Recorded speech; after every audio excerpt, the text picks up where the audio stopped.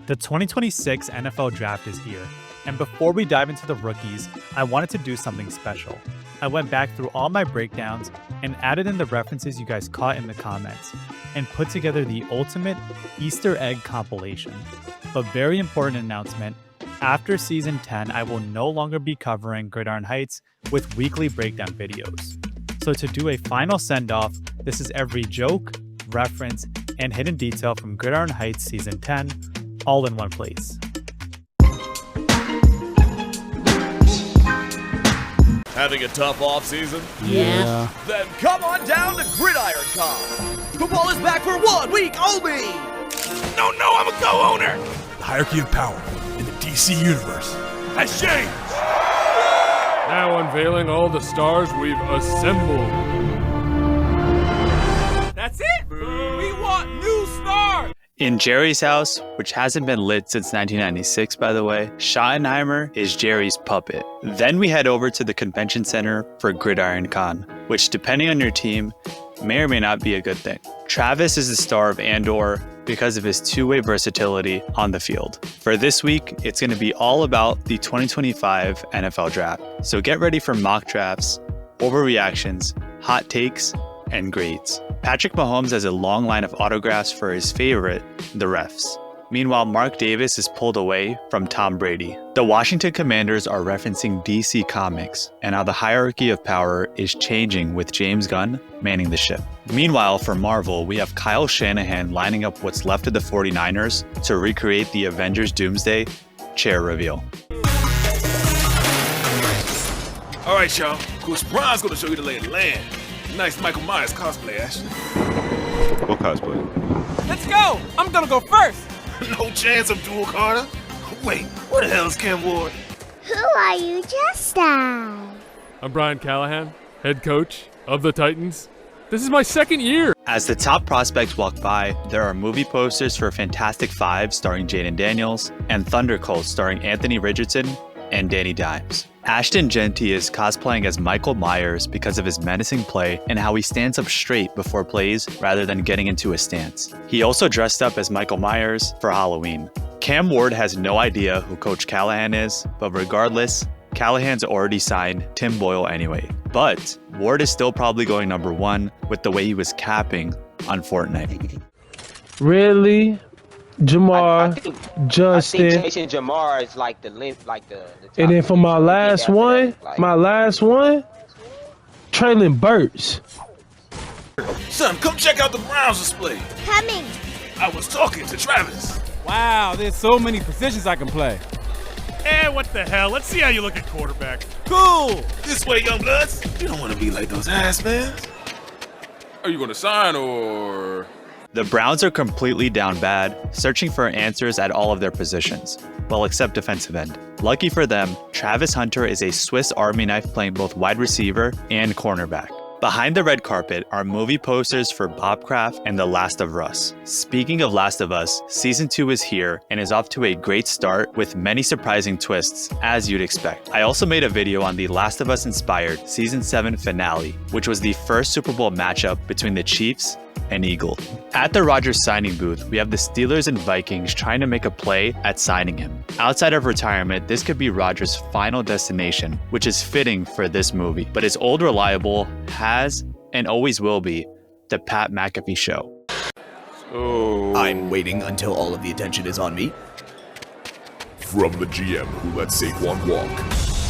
Starring the 2014 Super Bowl champion and the Heisman winner from 2013, and Tommy DeVito. I asked the Lord for a New Jersey. Now I'm in New Jersey. Okay, this is too much, even for me. You know, we could get a fourth quarterback. Really? Oh, I was talking to him. It's always 8:30 when you're chilling with Jackson. Now I hear you went to the same college as Eli. The attention now shifts to the trailer for the New York Giants with Russ, Jameis, and Tommy DeVito. The Eagles have movie stars with Jalen Hurts starring in Winners, which is a good choice because I feel like he resembles a Michael B. Jordan. Another hidden detail is that Jalen's jersey is number 2, which he briefly wore in his rookie season. and Saquon starring in Shayshawn Redemption. John Mara gets Shador's hopes up for a big market, only to turn his attention to Jackson Dart out of Ole Miss. Raider fam, there's only one Sigma who could play the role of my new quarterback. My new QB is my old QB. Oh, okay. Pretty cool, huh, Ashton? Ashton? What's up? Now, where the hell is Shadur? Shadur, stop sliding this instant! I'll make you wait in the car with Shiloh! Big Blue, let's rock! Yeah, we the Blue Man Group now. Playing their guitars and all that. That's right. NYPD Blues Clues. Solving all your little math problems. Best believe that's us. Because what we eating, Tommy? Cutlets. That's right, Dubs. Marron. Pete Carroll introduces Geno Smith like the Russo brothers introducing Robert Downey Jr. as Doom. All he did was step back. Every year, there's always that one guy who slides. And this year, it's Shador. Even Prime threatened to make him wait in the car like Shiloh, who coach actually ranked him as his least favorite son. Jameis being Jameis is just hilarious. And all I know this upcoming season, the G-Men will be eating cutlets and Dubs. How was your offseason, Mr. Allen? It was incredible. Married my best friend, Trav got engaged, Justin dressed up for a date, and the Cowboys also had an off-season. But I'm sure in-season Josh is ready to get back to work. This episode is a parody of the hit Apple TV show Severance at Gridiron Industries. The referee is using the Tank Dell computer, and Josh Allen is Mark S. Allen recaps the 2025 offseason, specifically focusing on celebrating the Wags, with him marrying Haley Steinfeld, Travis proposing to Taylor, and Herbert going on a date with Madison Beer while sporting a leg sleeve and holding a Rummikub board game. The Cowboys offseason was also eventful as they traded away Micah Parsons. Oh no, we lost the AFC Championship game! I remember it all now! I can't lose to the Chiefs again! Josh takes off again! How much of this season is just going to be him running around? Welcome back to Gridiron Heights. As any Josh arrives to the severed floor, there is a sign stating the football is mysterious and important, which is a nod to Season 1, Episode 4, where Mark tries to convince Helly that Lumen's work is important. He runs through the hallways and smashes through tables like his Bills Mafia faithful. Allen is greeted by Jalen Hurts, who is Mr. Milcha. The episode intro features billboards for I Know What You Did Last Summer and The Ravens Drop by Mark Andrews. Ha, yes! Why do we keep putting up meaningless numbers without getting any results? Meaningless? Then how come I have double your MVP perks? What did the Bengals do this offseason? Doesn't matter. We're completely separated from our off-season lives. Nuh-uh. I have a wife out there. Okay, Aaron. What's her name? It's a secret. Hello, in-seasonees. Hail football. This guy. Lots of rules down here, but don't worry. Tush push is still legal. In Howie, we trust. Lamar is working on the Green Bay Packard Bell. His notes state, trust the process, and vengeance is on his to-do list. Burrow is Irving as he has visions of black paint dripping down his computer. There's also a note from Zach Taylor, which is a reference to Irving's relationship with Bert from O&D. Rogers is Dylan G, as he mentions that he has a wife out there. Jalen Hurts then pulls up with the Water Ice Bar, which is a play on Philly's Water Ice, while providing a musical dance experience, or MDE, and spewing Eagles takes like in How We Trust, or how the Tush Push didn't get banned despite a plea by the Packers. Whoa, wow. Okay.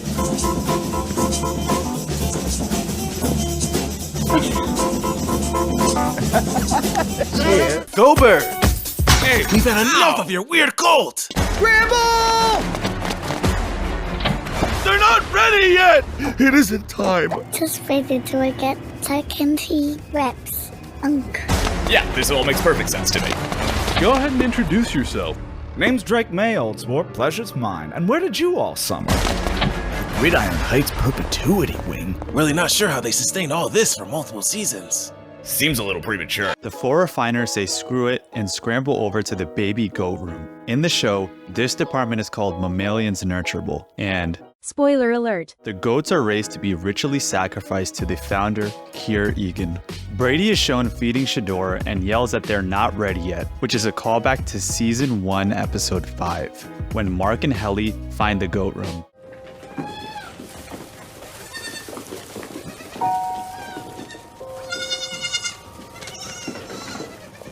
They're not ready. You can't take them yet. They're not ready. It isn't time. Even Shador might not be ready for the bright lights, as he tells Unc he's in the trenches for second team reps. Rogers catches a stray, stating that this cult-like company makes perfect sense to him. In the second-year quarterback orientation room, we can see that there is no failure, only steps to success. They introduce each other with the ball game, which is a Lumen team-building activity. In the Perpetuity Wing, they celebrate 10 years of Gridiron Heights, featuring classics like Robot Gronk, Peyton Manning, Phillip Rivers, and defensive players who were featured only once. My personal favorite statue is Jackson Dart, future Giants legend.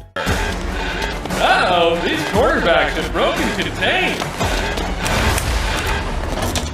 We did it! We're free! You know, I miss football. Let's go back. And what about you, Caleb W? No big deal, but I'm kinda a whole new guy.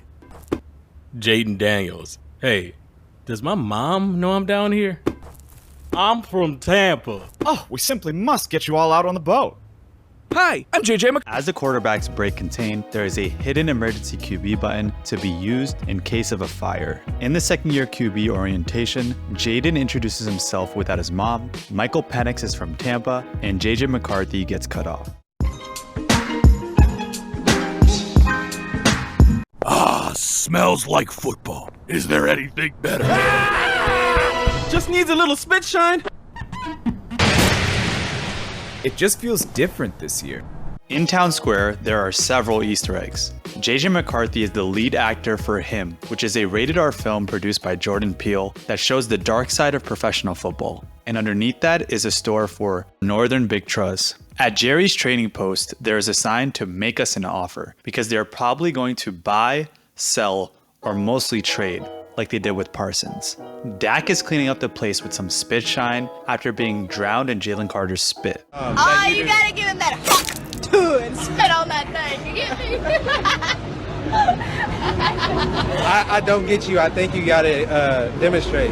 Hawk too and spit on it. Spit on it. Spencer Rattler is running around outside his gift shop. There's also an Omarion Hampton Inn and a Matthew Golden Corral. Tua is down bad and sulking after that horrendous game. And in the center is a Jerry Rice statue. I would have let him do that. Nah, nothing's changed. See, there's Matt Stafford, alive and well. They're buying it. I guess the Giants have some new characters.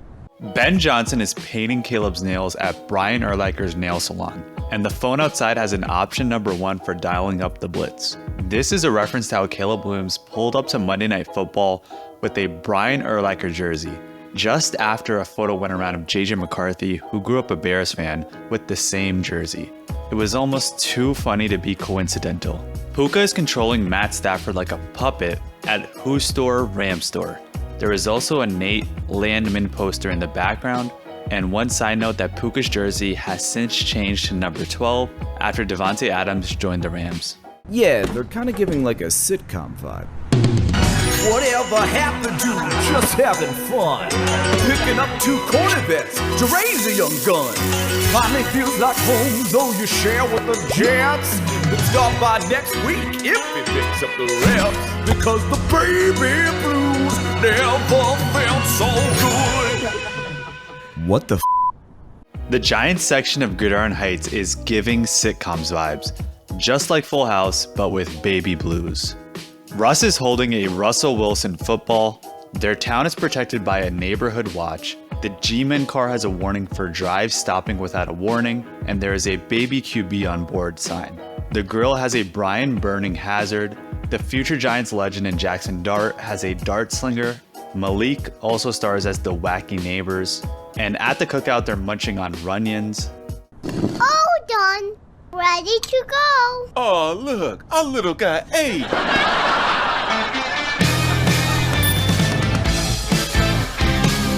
You know, I think we're doing a really good job supporting him. I'll always back him up. I said support, not back up. Time to get that scrub-a-dub-dub.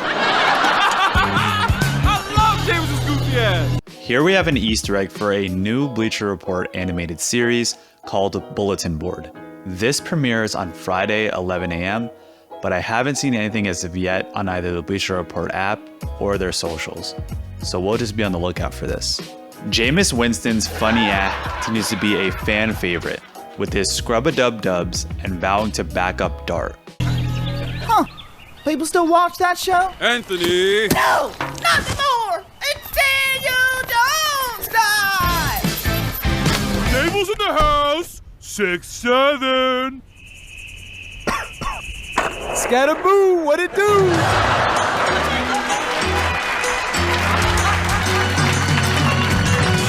Daniel Jones! Which quarterback gonna start this week? Tune in to another episode of Round Streaks. I am legitimately too old for this. Meanwhile, at the Colts house, Indiana Jones is thriving and has completely overtaken Anthony Richardson. There's also a hidden etching in the fence saying, "Great Gardening" by Andrew Luck. Inside the Giants house, we can see a live, laugh, lose sign and 2 clocks for Eastern time and Tom Coughlin time, where being on time meant being 5 minutes early and being on time for a meeting was considered late. The house is really in Jersey like how MetLife Stadium is, and Daboll barges in trying to be cool like Dart, saying 6-7. 6-7 is a new Gen Alpha slang which originated based on this song. 6-7.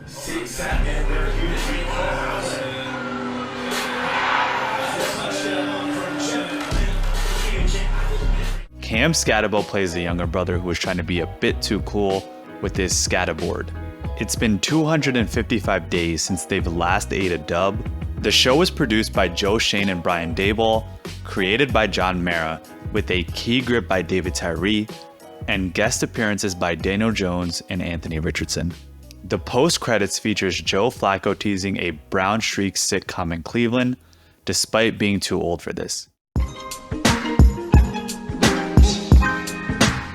Why do I keep coming back to this job? We got a problem. Russ is regressing. Good thing I've done my own research. Hey, where do you think you are? I'm on the Seahawks. It's 2013. He's confused. Give him 3 crystals and a copy of The Alchemist. It'll change your life. This episode is a parody of the hit medical drama The Pit, with Dr. Aaron Rodgers starring as Dr. Robbie. At Pitt Medical Center, they provide consistently average care, especially under Mike Tomlin's leadership. There's hallway signs for the Intensive Care Unit or ICU and the Special Teams Unit. In Russ's room, there is a panic button, and Scatterboo, what it do, came during visiting hours. His vitals read normal blood pressure, high QB pressure, and spicy temperatures. Rodgers' evidence-based medicine calls for 3 crystals and the Alchemist to treat 2013 Russ.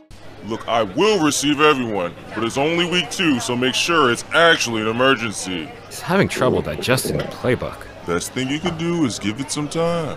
We've been waiting years for this.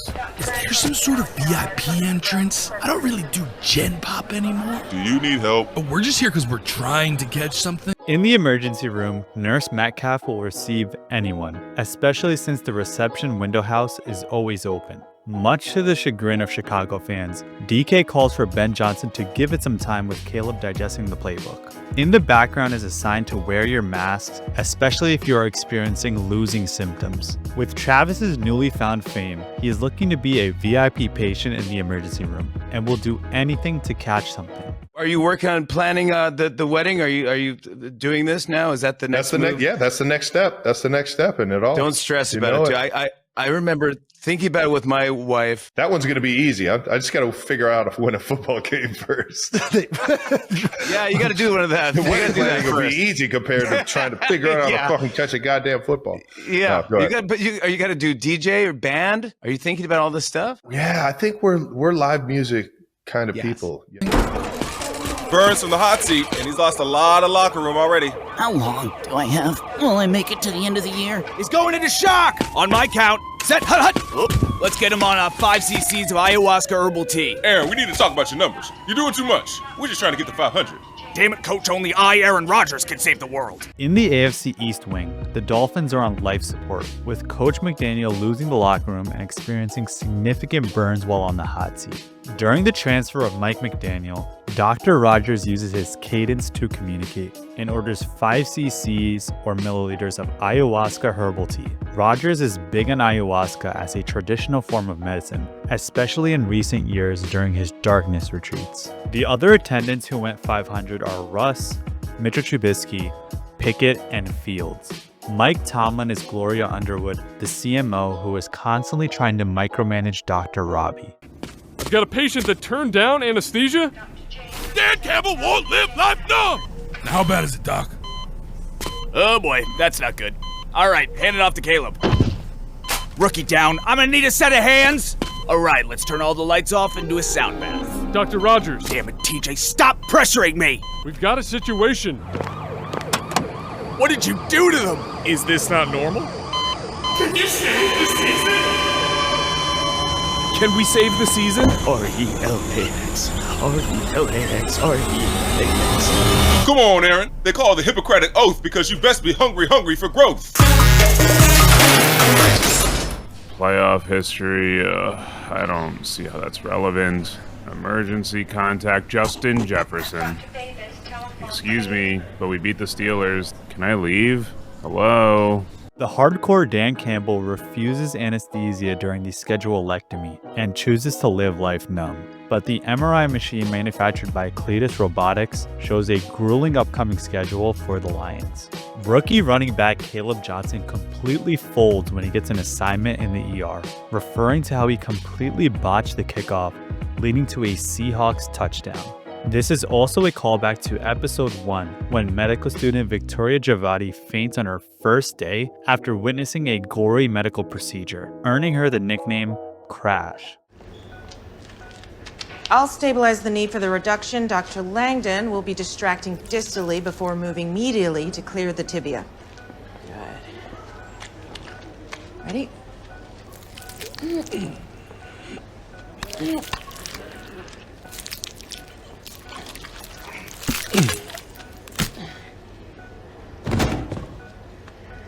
Med student down. As the defensive end, TJ Watt comes in pressuring Dr. Rodgers with a San Francisco situation. The Niner ambulance shows that everyone has gotten banged up, from Brock Purdy and Brandon Ayuk to George Kittle and CMC, potentially. The closest parking lot is reserved for Cowboys MVP Brandon Aubrey, and there is also a Tesla charging station. Dr. Rodgers then experiences his own PTSD from his tenure with the Jets, and he sulks in the corner stating RELAX, relax. This is a reference to episode 13, when Dr. Robbie experiences PTSD with flashbacks to the COVID-19 pandemic, which affected many lives, including his close mentor, Dr. Adamson. There was a man named Mr. Spencer who died in front of his children, and an 18-year-old who was brain dead from a fentanyl overdose, and a guy with a heart condition, and a little girl who drowned trying to save her sister, and I'm gonna remember Leah long after you've forgotten her. Oh fuck. Oh fuck. I'm sorry. Sorry, you gotta go, man. You gotta go. You gotta go. You gotta go. Wait, Robbie, wait. Put him back in his bed, please.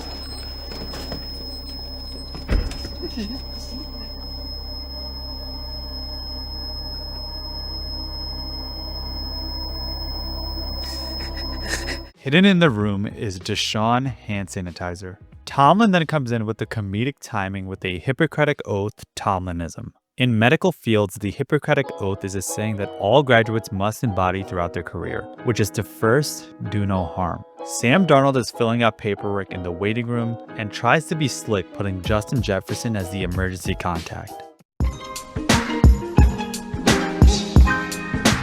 Hand it off. Hand it off. I've got it. Or my name ain't Indianapolis Jones. Yes, it's time to...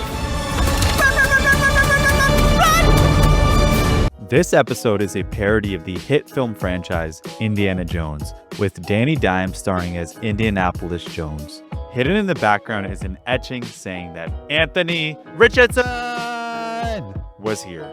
The opening scene with JT and Danny directly mimics the iconic opening of Raiders of the Lost Ark. With Danny replacing the idol with a bag of dimes, he then runs from the rolling boulder, which is a classic in the Indiana Jones films.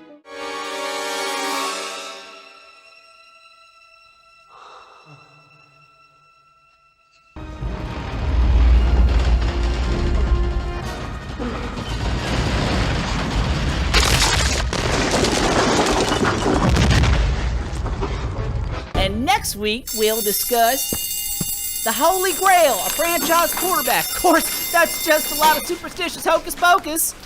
Mr. Jones, you really don't believe in a magic solve? Even after what happened in New York? In the classroom, there are several Easter eggs. The typewriter has the offensive script, and the Rolodex has a phone number for Jim Bob Cooter. The Globe shows the Colts in LA for their Week 4 matchup against the Rams. There are also frames for Early Man and Early Manning. On the bulletin board, we can see the report cards for Mac Jones, Trevor Lawrence, Michael Penix, and Russell Wilson. And besides the fellow Jones, they do not look good. On the chalkboard, Professor Jones is teaching Artifact or Artifiction, Is Caleb Good Now?, The Temple of the Doomed Field Goal Attempt, and Kansas City's Playoff Hopes. Carly Ursay Gordon is the girl boss of the Colts and has been so locked in as the owner that she is reportedly listening to the play calls, attending practices, and even lifting weights with the team. Saquon, don't look directly at the Giants! What if I told you there was a grail that could make you a franchise quarterback? It's real. Now, how'd you hear that? I'm Carly Ursay Gordon. I hear everything. Now, come on, fellas. I didn't know this was a players-only meeting. Be reasonable.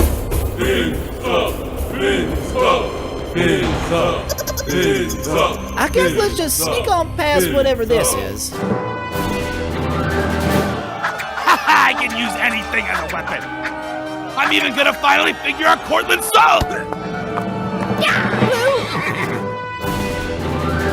Nashville. They say they may have finally found the Holy Grail here. LOL. Hi guys, Andrew Luck here. I've been waiting for a successor for 6 years. That's over a quarter of my life. Think you can be a franchise Q? You chose wisely. Now I'm free to GM Stanford. Bye! Let's see what the haters say after this. Yeah, what now? Give me a few more weeks.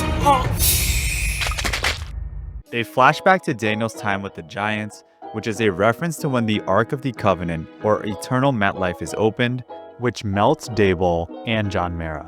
Carly Ursay Gordon tells Daniel about the Holy Grail that can make him a franchise quarterback. She holds up a clipboard with the 2014 AFC finalist banner when Captain Andrew Luck led them to the AFC Championship.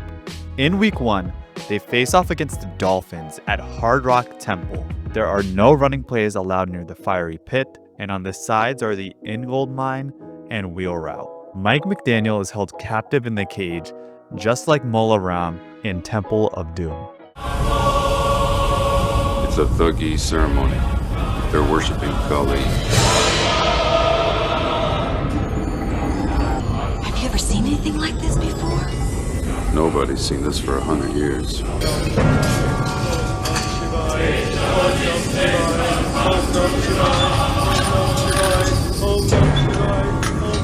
In Week 2, they face off against the Broncos, with Sean Payton wielding a sword against Indianapolis Jones. This is a reference to when Indiana Jones simply shoots his opponent instead of engaging in a long sword fight. The crowd noise piped in here is a callback to when Bill Belichick accused the Colts of pumping in fake crowd noise when the Patriots faced the Colts in 2007. Funny enough, Cam Bynum went on the Downs to Business podcast and accused the Rams of pumping in fake crowd noise ahead of their Week 4 matchup. With this crowd noise, Bill, how do you simulate the crowd noise when you're playing these guys? Well, I'll tell you, Peyton, the crowd noise there at Arrowhead wasn't as bad as it was when you guys piped in music at the RCA Dome. Okay. And then when the music skipped, and then when the crowd noise skipped, then that's how we knew we were pumping it in. Have you ever played in SoFi or no? Yeah, I played in there a good amount of times, 3 or 4 times. Is that the best stadium in the league? Nah, it's not. And they play fake crowd noise because their crowd isn't that turned. The Rams, they have a good fan base, but they've moved around so much where it's not like true fans. It's more of like a celebrity show in there. Yeah, facts. It is. They do be doing that. So it's like, all right, I know this is fake. They're playing fake crowd noise? That's so weak. Because on third downs, you see the crowd is sitting down, but somehow there's noise coming from somewhere. So we're just looking around last year. We're like, hold on, that noise is coming from the speakers because this crowd nobody's turned up right now. In week 3, they face off against the Titans and are greeted by Captain Andrew Luck, who is the Grail Knight. Jones chooses wisely and drinks from the humble cup, freeing up Luck to be the general manager at Stanford. This leaves all the fancy cups for CJ Stroud, but he chose poorly because after he drinks them, he rapidly ages and decays into a skeleton. There is also a hidden note stating that the clock will run during altar kneel downs, and a sign for the Nick Cross of Coronado. Remember, a win is just a loss without a lesson. We simply play each game and move on. Lighten up. It's the quarter season carnival. Skee-ball! But this time, it's personal. You've said that about every single game. I can finally go on the big kid Sorry, little guy. Looks like you're not quite there yet. Sick. I might actually get a full season pass. Jalen opens the carnival with this coach speak saying, "You know, I didn't go through all the fire just to smell the smoke," type shit. At the quarter season carnival, jumbo ticket packages are available and there is no re-entry unless you are forced out of bounds. There are several rides and attractions at the quarter season carnival, starting with the Tunnel Screen Cake, Otten Candy, and the Bowers of Terror. Baker takes his frustrations out after a 31-25 loss to the Eagles with a good old game of skee ball. Even Igbuka is familiar with this game. In the background, Amon-Ra is selling ramen bowls, which he might actually need after his 4 a.m. 2K session. And the Bears are selling Dubai Week chocolates. Right when McCarthy is ready to go on the Wild Rover roller coaster, Coach of the Year Kevin O'Connell denies him, saying he is too short, and opts for Carson Wentz to run the offense instead. Another popular attraction is the Splash Play Mountain. J-E-T-S! I'm built for this. I made my roster disappear. Haha, now bring them back. Bring them what now? Dart game. Check out the dart game. Maybe we do this later. Woo! Scattabooyah! Shake it off, Justin. Still undefeated at the West Coast Carnival. Wow, here comes Josh Allen, the darling of the carnival. Aaron Glenn is dancing down the sidelines over the sideline DDR. Bucky Irving is also selling his Lucky Duckies, and there is a cliffhanger ride. Kyle Shanahan performs this magic show by sacrificing his roster for a healthy CMC season. The adventures in the carnival include Indianapolis Jones and the No Punt Spectacular, and the Swiss Family Bijan Robinson Treehouse. Speaking of Indianapolis Jones, I made a breakdown video on the Indiana Jones inspired episode 4, starring Danny Dimes and the Colts, so be sure to check it out. Daboll is glazing Jackson Dart and tries to get everyone to play the dart game. There is also a spinning ride called Flying Saucers, and carnival games for Gannon's Cannon and the Milk Bottle Toss. The desserts include Mr. Fields cookies and deep fried butter on a stick route. Herbert is undefeated in the West Coast, but has faced an early defeat to the Giants. Meanwhile, Josh Allen is undefeated and is the darling of the carnival. Allen! Allen! Allen! Look, Derek, they named a ride after you. Man, what you say to me? I will destroy anyone who defies me! Travis, there's cameras. Life of a Showgirl, out this Friday. All right, time to lock in. 1 sec. Give me a... I just need to... I think I got it now. Woo! We're finally moving.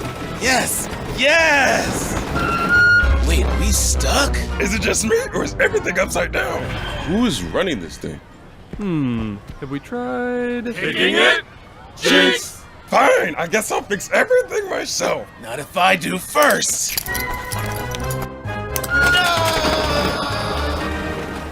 Hey man, if you're gonna be in there, you gotta take your shoes off. That's for blitzing me. That's for playing zone. That's for playing man. That's for trading me. That's for asking me to line up at D-line. That's for not letting me play D-line. That's for not texting me back. That's for making me reset my password. And that's for ending an email with cheers. He is riding the teacups all by himself, while the Chiefs and Ravens battle it out. The haunted house is the MetLife House of Horrors, with the scariest part being the turf, which has been a source of many injuries over the years. Travis tries roasting Derrick Henry and his turnover troubles with the topsy turnover. When he gets checked, Travis crashes out, but collects himself when the cameras are on him. He promos the 12th studio album release for Taylor Swift, The Life of a Showgirl, which came out on October 3rd.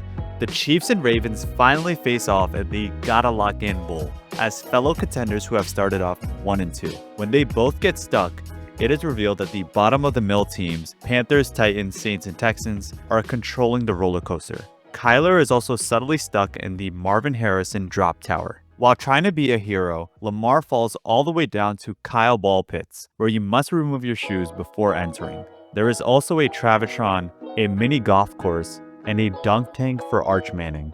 Baker has the ultimate crash out and completely takes his anger out on Whack-A-Mole. Some fun snippets he mentioned are to the Browns for trading him, to the Panthers for making him play D-line on the scout team, only to then cut him. And then he just shows frustrations with life. Heard you found one of the missing receivers. Damn, I thought Rasheed was in lockup. Nah, fam, that's Maserati Marv. Good job. The Chiefs not gonna like this. I've lost too many good receivers out there. You need backup. I think you mean starter. This guy? He may be a grizzled vet, but damn it, he knows how to find a receiver. Your pal AJ's missing, and you can't even read the clues. If you're not welcome, quietly withdraw. What could it all mean? I think it's AJ Brown just wanting... It's so cryptic. Maserati Marv veers off the bridge and gets drowned in Kyler's stream. The referees are the cops on the bridge that may ice during timeouts, and the tunnel screen is currently closed due to construction. While picking Marv out of the stream, Jalen jokes that he thought it was Rashee Rice, who was still in lockup but is now looking to be free in Week 7.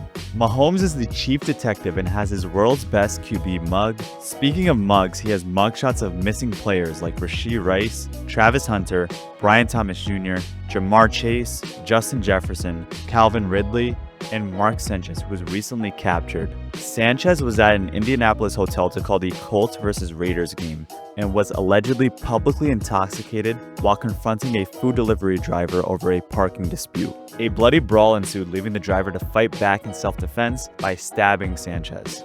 Trevor Lawrence, aka the Traveler, has escaped, and there is a sign to stop bird gang violence. The offensive line of duty includes the Chiefs O-line with Josh Simmons, Kingsley Sumataya, Creed Humphrey, Trey Smith, and Jawan Taylor. Speaking of Taylor, there is also a note to ask Travis about That Song, which is a reference to Wood on Taylor Swift's newest album. And Wood is an entire track about Travis Kelce's Redwood tree. Wood, great soundtrack. How do you feel about Wood? Let's ask this. How do you feel about Wood? It's a great song. It's a great song. Yeah. Do you feel like, I guess, what's the word I'm looking for?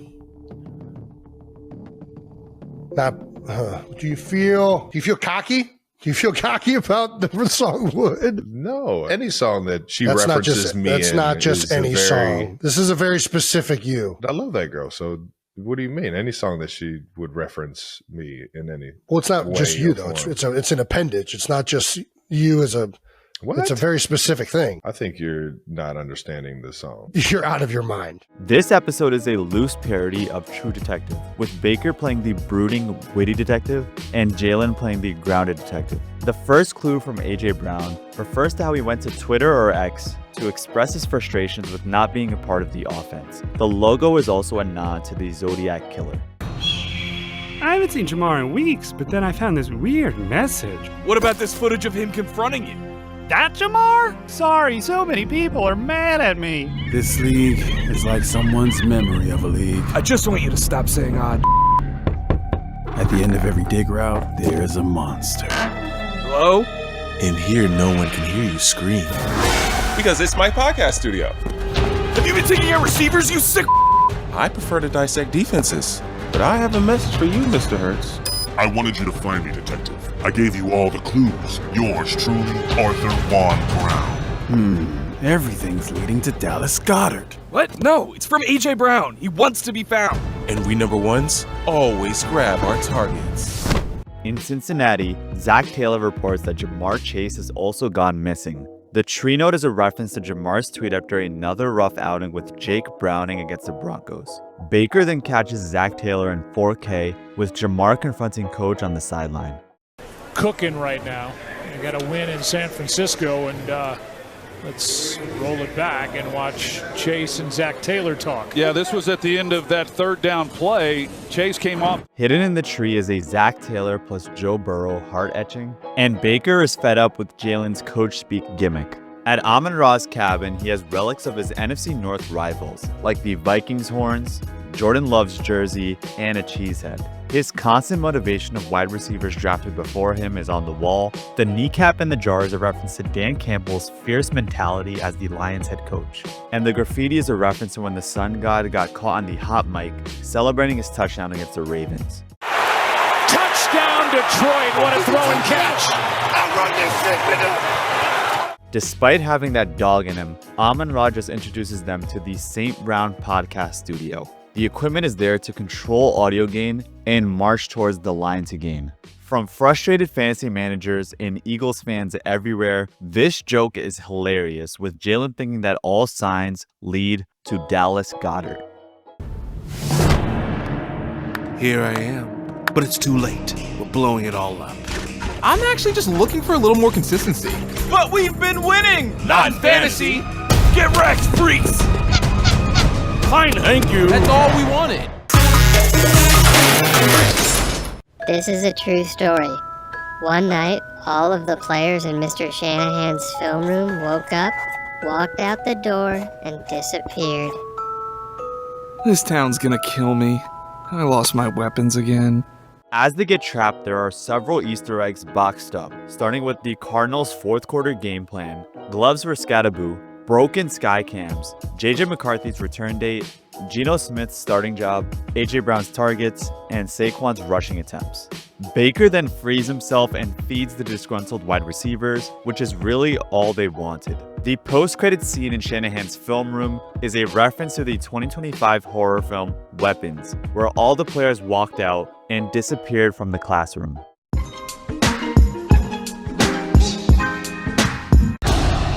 This week's episode of Gridiron Heights is all Jags do all the time. Boss, they're trying to do a Jaguars episode? This is gonna be so bad for my social engagement. Patrick, we've got a situation. People aren't talking about us.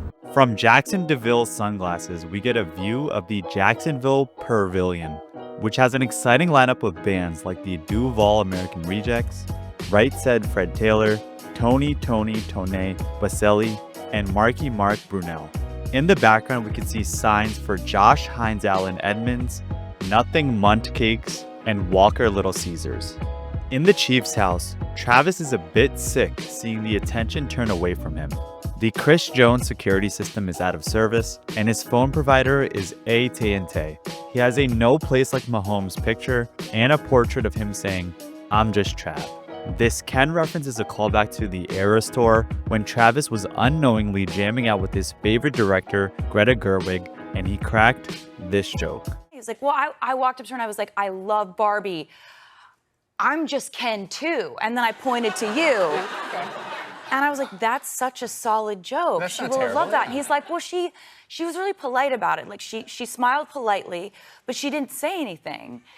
And I was like, that's very out of character, but maybe she has heard that joke too many times. Yeah. I mean, you know what I mean? I'm seeing all over the internet is just videos of Travis dancing with Greta all night, like they're best friends. And I'm like, Travis, here's a video of you with Greta. It feels like she thought the joke was funny. And he goes, oh, that's not Greta.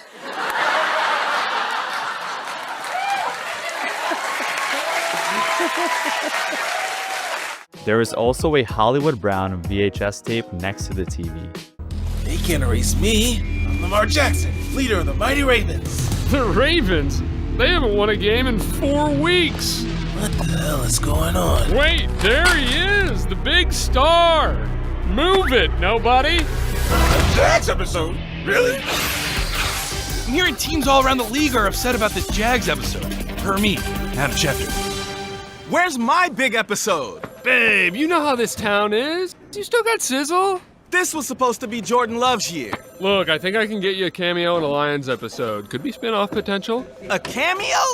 The Lamar Action Jackson episode is being replaced by Trevor Lawrence turning Duval County into Actionville. At Town Square, there are several references with buildings for Mayfield MVP campaign offices, Kroski Merritt's Carlton, Scataboo Halloween Outlet, Rico Dowdle's driving school where students have to buckle up. Oh, for sure. They got to buckle up. I think they know for sure. They weren't buckled up. -10 net jets, and Brian Branch's boxing school where you can lose the game but win the fight. And in the center is a Jerry Rice statue. Chris Collinsworth slides by Lamar and starts glazing Mahomes. Wait, he's actually glazing the Traveler. At the Gridiron Heights Plus newsstand, the hit magazine is Football People, featuring the blonde bombshell Trevor Lawrence on the cover, plus speaking on what Bashal Tuin is really like. The newspaper also has stories for the Steelers outperforming expectations, an upcoming Panthers episode, Tez Johnson for MVP, and New York Jets or nowhere. They also sell candy and Evian Ingram water. On GHZ Live, Adam Schefter reports that teams around the league are reportedly upset about the Jags episode. J-Lo is throwing a fit about not having his own episode in Matt LaFleur's office. They use the Hewlett-Packard PC, and Josh Jacobs might be the star vehicle. Oh, Liam Khan gets all angry and people like it? Seems unfair to make an example of the Gan Man. Hut, hut, hut, hut. Jags episodes will never like hut, hut. I'm here asking, why not the Jags? You can't do 2 AFC South episodes in one season. We Cap teams have had an uneasy alliance for years, and now the friggin' Jags are hogging the spotlight? You just got here! Does it matter? Does anything really matter? Any moment now, we're expecting to find out if Gridiron Heights is moving forward with the All Jags episode. Teal smoke!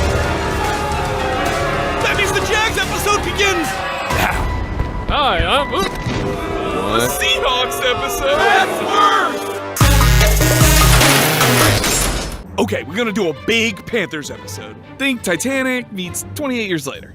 What if we tell the story of our big win against the Cowboys from 17 different perspectives? Every episode starts with a freeze frame, and I go, yup, that's me. You're probably wondering how I got here. Jonathan Gannon is upset because when Liam Cohen got angry with Rob Saleh, people liked it. But Gannon got disciplined with a $100K fine for getting angry with DeMercado. The stars around the league are protesting at Town Square. Mahomes has a sign saying, "What's the point?" Lamar says, "Flock you." Saquon wants to yak. Kyler is tippy-toeing, yelling, "Not cool, fam." Trav says, "Who would want that?" And CJ Stroud is too old for this. Schefter is on site at GH headquarters asking, why not the Jags? There are also security offices for the Swiss guard and the Swiss tackle. Danny Dimes arrives with his Axe Jack sign and makes the great point that you can't have 2 AFC South episodes in one season. But Flacco at age 40 pulls up to the Bengals and rides in #solidarity with the Cat teams. Mike McDaniel has lost all hope by now because he knows the end is near. Out of nowhere, the teal smoke shows up and the Jags episode opens with the Traveler unexpectedly getting taken down by Sam Darnold for the Seahawks episode that nobody wanted. The teal smoke is a reference to how the Vatican uses black or white smoke to reveal whether or not they've elected a new pope.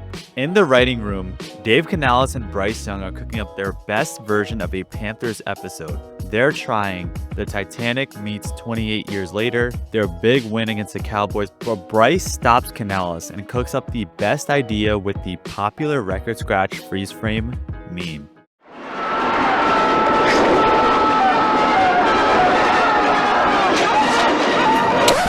Yep, that's me.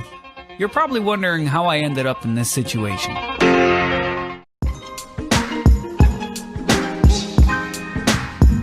Woo! Me Cam Scataboo, and I love Spooky Liaison. Seize it, Cam. You're doing great. So come on down to Scatterboo! Costume Me Emporium. They're popping up everywhere! Woo! I should probably go in, to check on him, right? All right, morale trip to the costume store. Y'all can get whatever you want. Let's just go with these. Out in East Rutherford, New Jersey, Cam Scatterboo is in the parking lot setting up his medical blue tent, disguised as a Scatterboo Costume Emporium. This is a good reference how they turned one of the town square stores in episode 7 into its very own episode. In the strip mall, there are stores for Kayvon Marr, Sexy Dexy's dance studio, and Jalen Hyatt. Dayball is holding the cue cards for Scat and is recording on the Drew Phillips camera. Dayball also jokes about checking in on the blue tent like he subtly did, urging for Jackson Dart to get back in the game as soon as humanly possible. In the Scatterboo Costume Emporium, there are several Halloween costumes. Fields and Wilson opt for the brown paper bag of the same old Jets. The Andy Reid costumes are sold out and should have been bought after the Jags loss. The Silent Count Dracula is on sale. There is a Darth Vader and Indianapolis Jones from episode 4. Hospital balls are on the rack and goalposts are on the left. Say, old sport, wouldn't this be a gas? Or should I go with this? Which do you fancy, Trevion? I'm going with this. Trevion? Let's skedaddle, Ramondre. Bumble! Bumble! Bumble! Perfect. That's not enough. I'm gonna keep it a buck. Nah, fam, we both can't be number 1. Coach, tell him he's number 2. Jacoby, you're number 2. For now. Sophisticated Drake May has his pick of the litter from the second coming to discount Brady. Meanwhile, Travion Henderson goes for the Invisible Man, mirroring his lack of production this season. And Ramondre Stevenson fumbles away all the jack-o'-lanterns he was holding.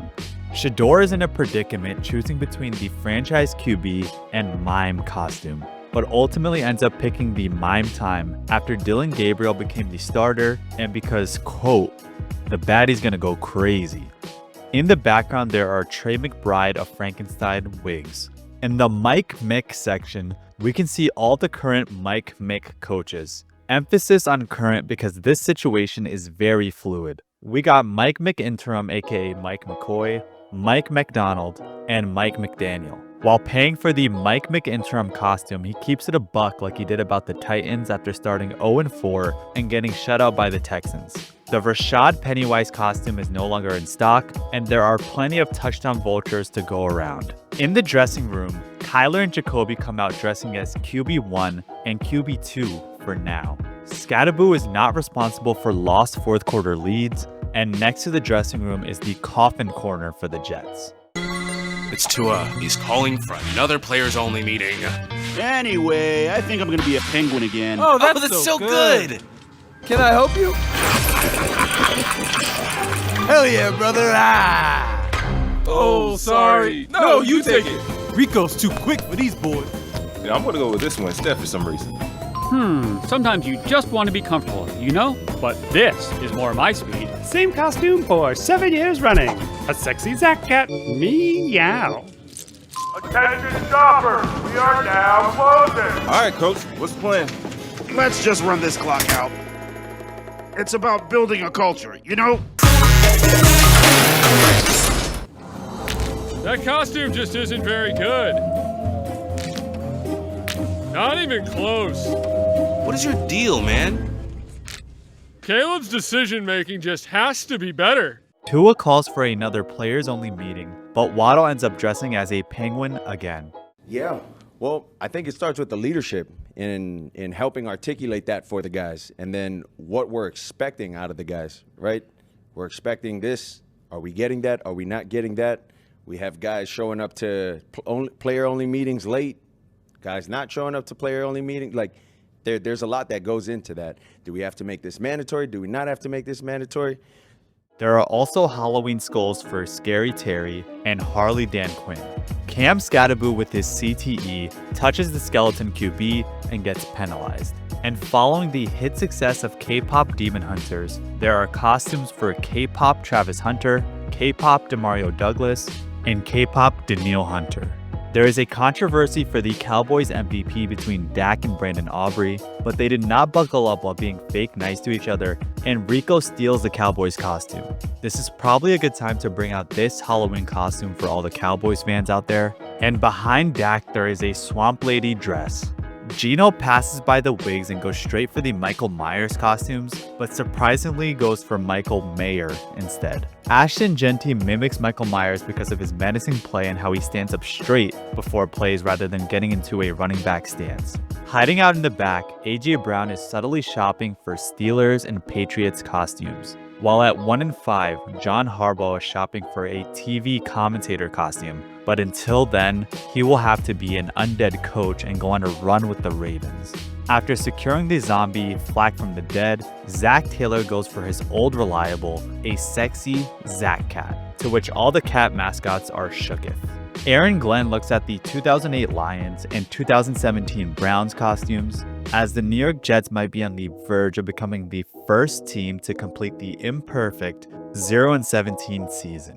Caleb and Troy Aikman did not end up meeting for their usual broadcast production meeting before Monday Night Football. What followed was Aikman's public criticism of Caleb Williams during the broadcast, and ever since then, things have become personal. And now with his speed, he's off to the races. So just some luck on Chicago's part. It really wasn't so much intended to be a pick. Noticed you made a reference to maybe a broadcaster calling a play Mikey. What do you make of kind of the TV copy or whatever you saw? Yeah, it's fun. Fun trolls. I was messing around. Yeah, DeAndre made a great play. And you know, obviously he had some stuff to say about us or me. I mean, we came out victorious in the end.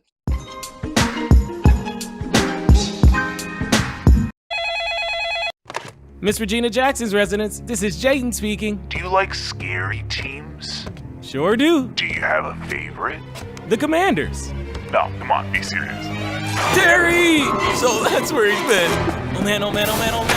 Ah! It's just a sophomore slump. At Miss Regina Jackson's house, they let Jaden cook. As the blocked caller asks about scary teams, Jaden passes by his portraits, Offensive Rookie of the Year trophy, and a tied-up Scary Terry. We are also informed that Gridiron Heights will be on a bye week and returning on November 11th. This episode is a parody of the Scream franchise that follows a ghost-faced killer killing all the star quarterbacks. Despite a possible sophomore slump, Jaden is the first QB to go down. His house has a anyone, anywhere, anytime portrait next to his cross keys. Gridiron Heights is in shock after someone took out the young, promising Commanders. You know who's not the killer? Caleb Williams. How could someone do this over a silly game? There's so much more to life. Dude is so cooked. What did you do to him? There are rules to this. The killer has to be one of the main characters. Yeah, it could even be me. Virgins are safe, Jordan. I'm married. I'm not waiting around for someone to carve us up. What a surprise. No one's watching Lamora's Blind Side. Kill, kill, kill! You really thought getting rid of the ping pong table would do something? Help, help, coach! I'd love any help! Troy Aikman is on the scene reporting the killing of Jaden Daniels, and he is very much certain that the killer is not Caleb Williams. In goes Jaden to the ambulance, and out comes Mariota. Speaking of medical attention, Cam Scadaboo had to immediately receive surgery at a Philadelphia hospital and was greeted with pizza and cheesesteaks by Big Dom. I know Saquon was down bad hearing about this. And lastly, this crime happened over on Tress Way. At the Bills Mafia house, the star QBs gathered up as they try to survive and unmask the killer. They have Matt Milano cookies, and the trophy case displays the 4 Falls of Buffalo, along with Josh Allen's MVP trophy. Since getting married to Haley Steinfeld, Allen has gone on the record saying that he is more than a football player. I mean, the streets are really saying he lost his fire. What has she taught you? Maybe you didn't know about you.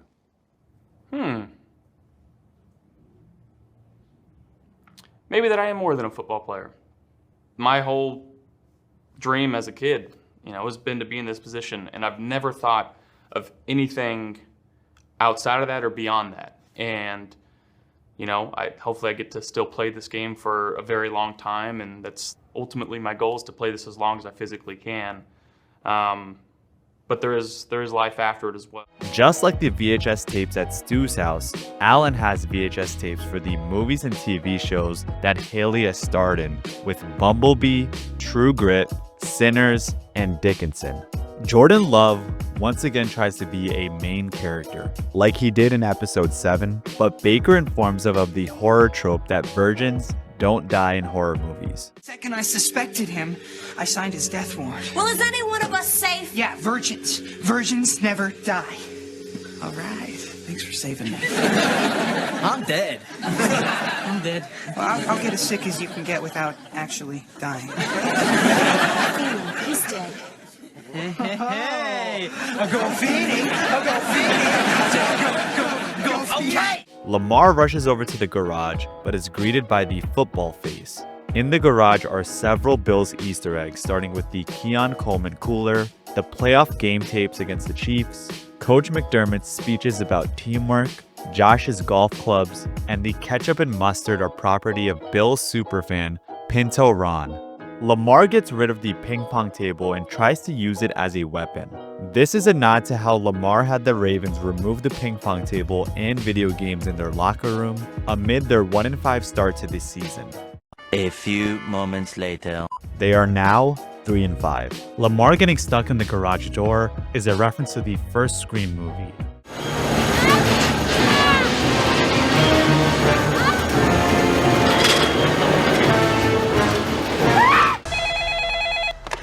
Hello? It's for Patrick. He gets all the calls. Hello? Would you like to play a game? Yes! I famously love and excel at games! Really gotta shore up the protection, fellas! Ah! The Broncos? What a twist, right? But there are multiple killers? This season. The killer is who you least? Sorry, what's my line again? I really didn't expect to be here. You can't kill us! We're the big stars! Excuse me! I think he's already dead! Die, Russell Wilson, die! There are new main characters now. Yeah, right.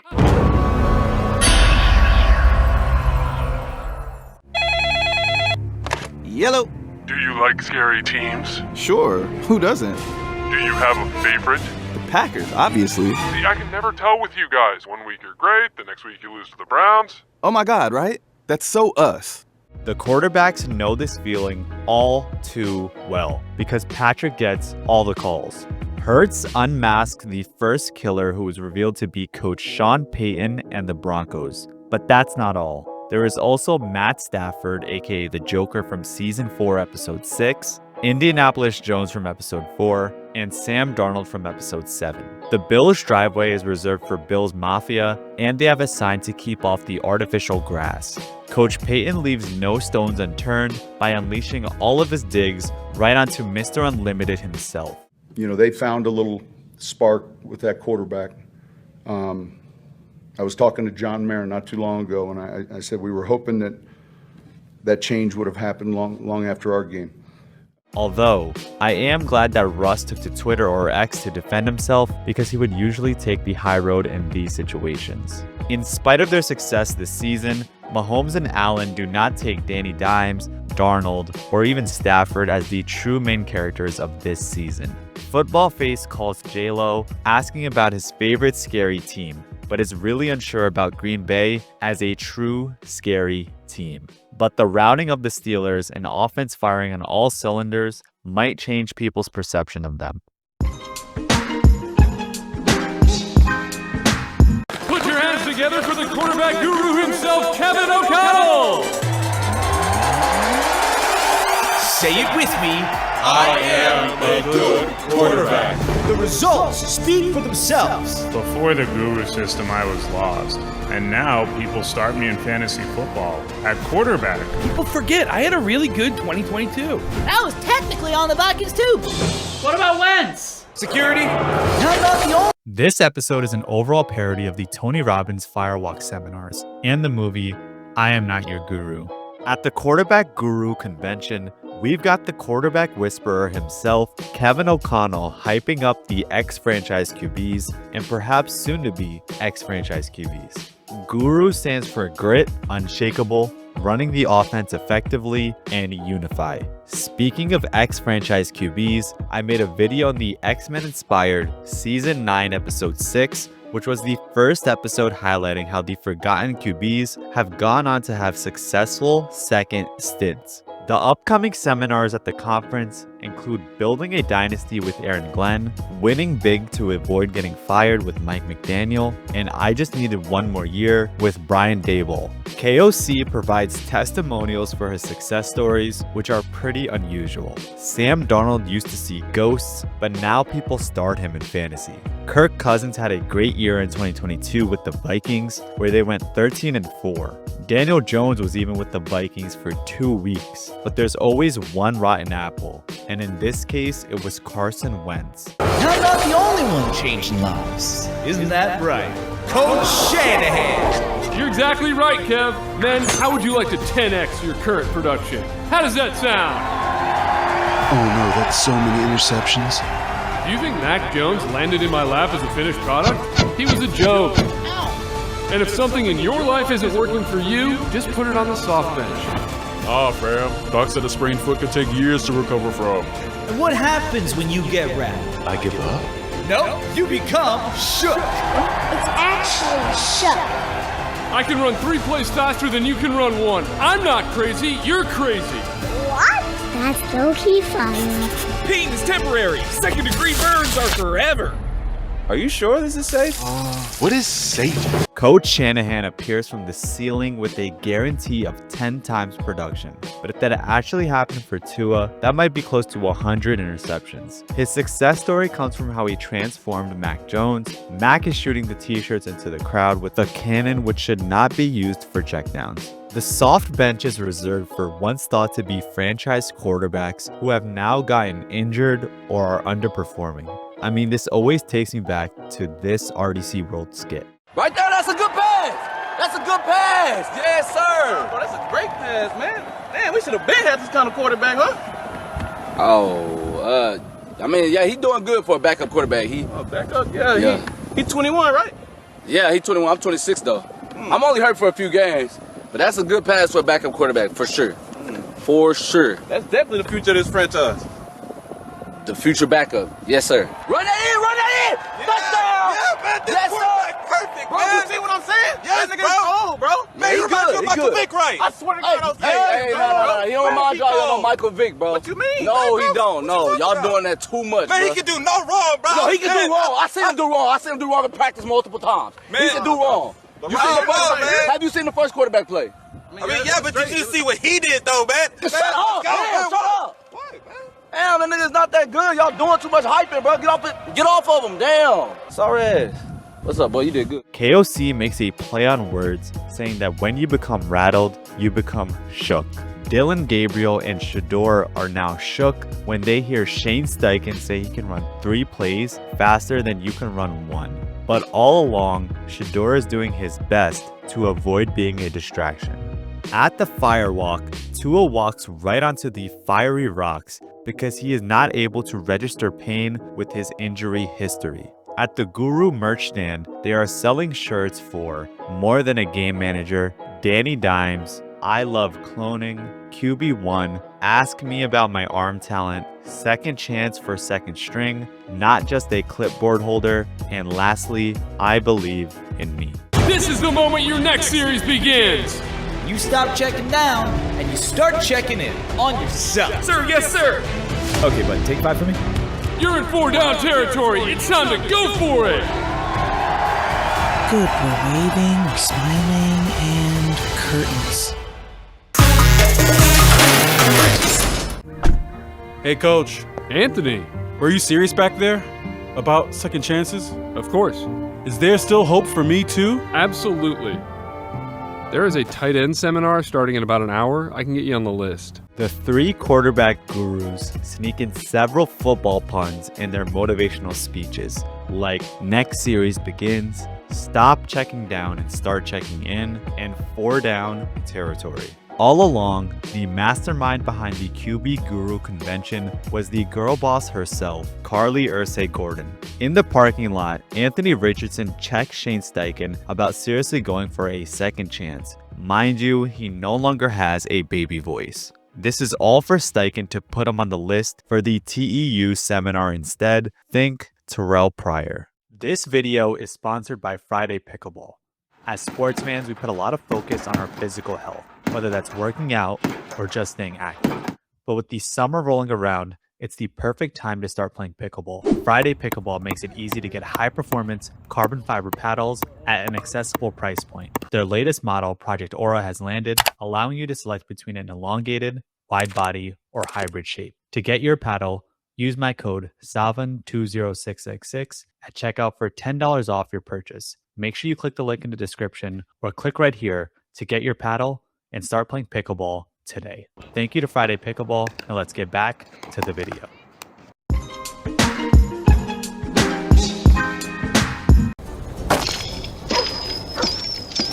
We're all in. Oh, sorry, Mac. All in with Brock. These cards are not great. Not so easy, is it, Fab? Hey, Buckaroo, you lost?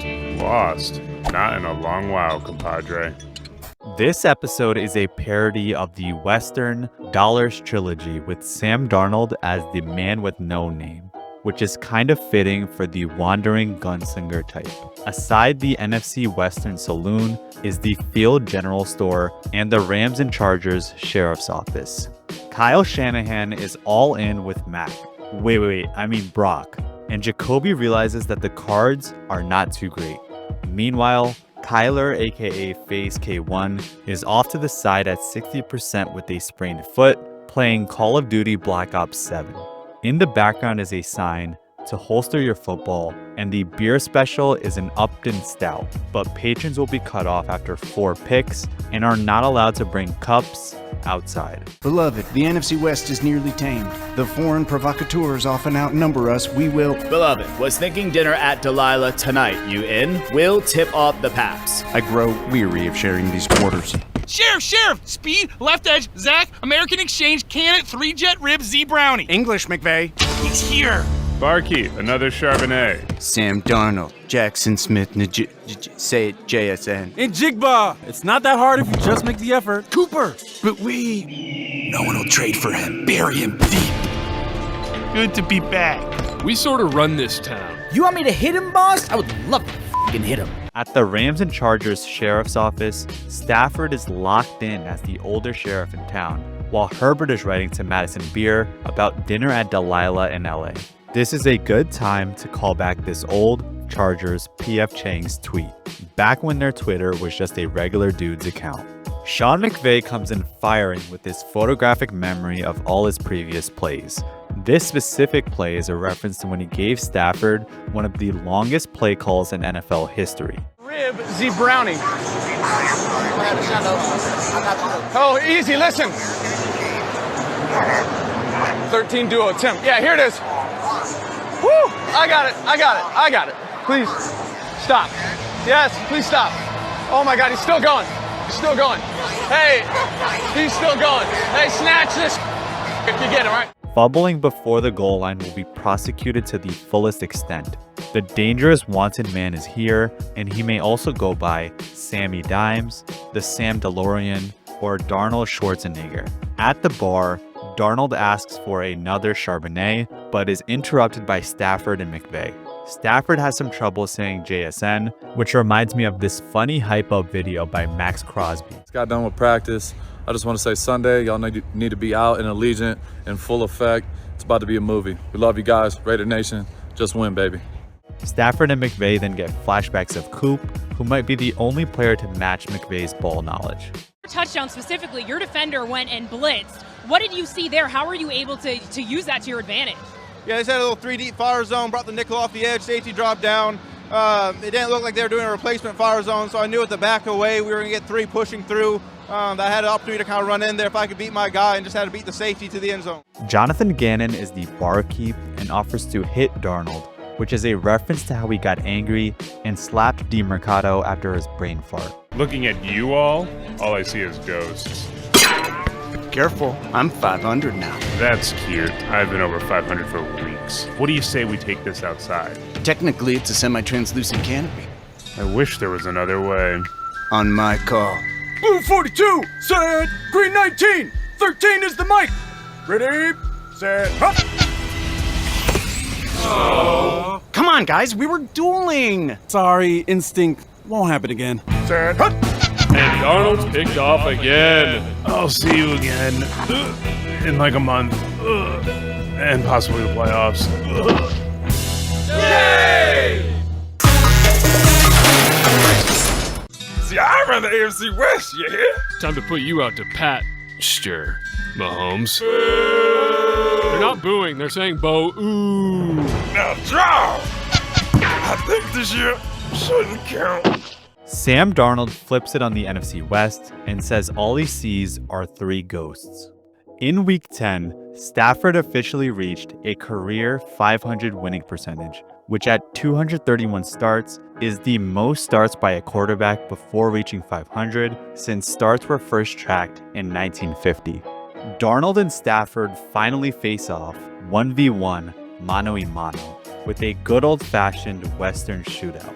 But Puka and JSN just couldn't help themselves by catching the ball. Stafford calls out Ernst Jones as the Mike or the middle linebacker during his cadence and combined that with Darnold's 4 picks, and the Rams came away with the win in the NFC Western duel.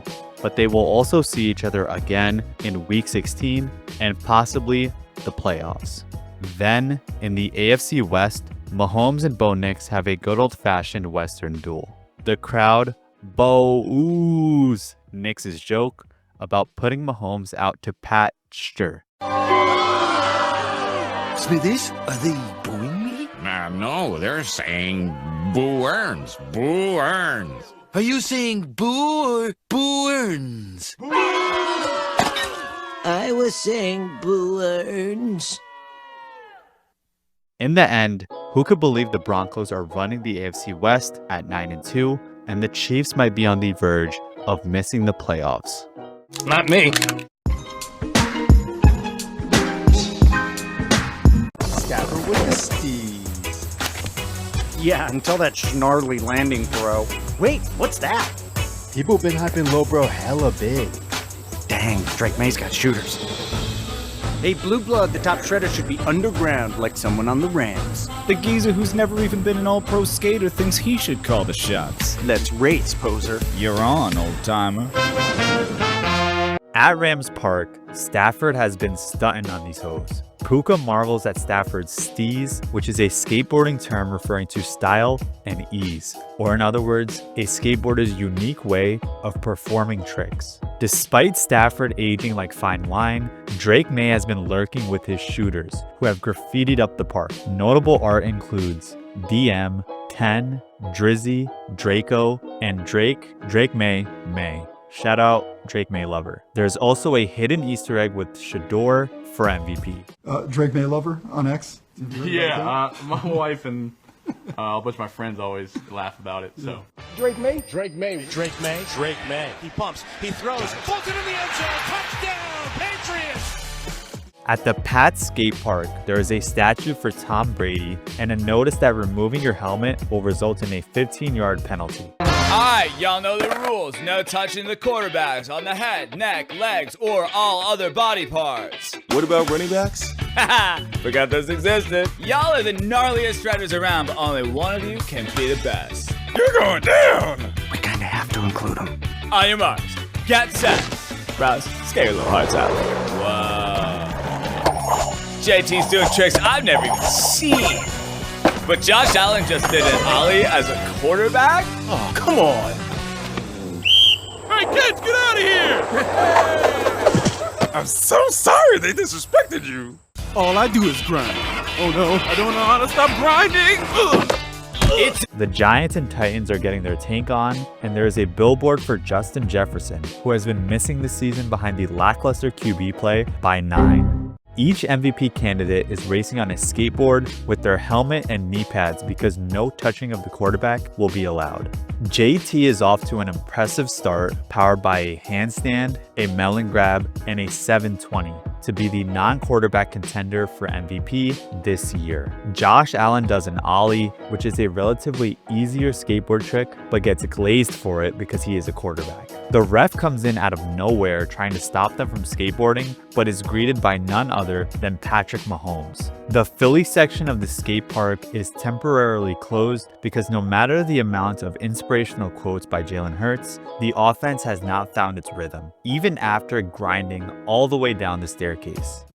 Early, but Allen's in the lead. I knew he wouldn't let us down, Dawson. Wait, aren't you Dawson Knox? I thought I was Dalton Kincaid. Okay, Josh, no fancy tricks, just cruise to the end. Now, try and jump over that car. Don't jump, soar. Mahomes, I think your wheels may be coming off. Is that bad?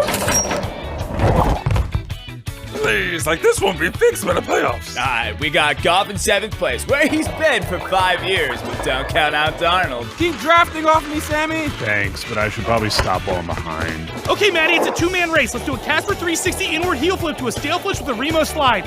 No, wait. God, you're so good. This rocks. Oh man, the next decade of my life's gonna be sick. Okay, you're approaching the final jump. Joke's on them. I'm already at the finish line. I deserve this as the culmination of a narrative. I deserve this despite my path to getting here being kind of easy. I will win MVP. All right. It's November. I should probably enter the race. Wait. Can't risk getting hurt out there. California. Josh Allen comes out blazing with an early lead, which has the tight ends Dawson Knox and Dalton Kincaid doing a full-on Spider-Man meet. And there is a commemorative bench for Keon Coleman. Folks ain't gonna keep being patient with you. That playful person that the Buffalo City by storm in his first interview, and he sat down and was like, yeah, I love cookies, and he had the whole, all that was all cool, but we give that grace to young players. Big dog, you supposed to be our number one. Come on now. And you're playing like a bum. Bet you better catch that ball. I bet you better start doing your job. But the little devil on Allen's shoulder causes him to crash into the Texans' stalwart car. To everyone's surprise, Mahomes and the Chiefs' wheels have fallen off. And to nobody's surprise, Goff is perpetually in 7th place.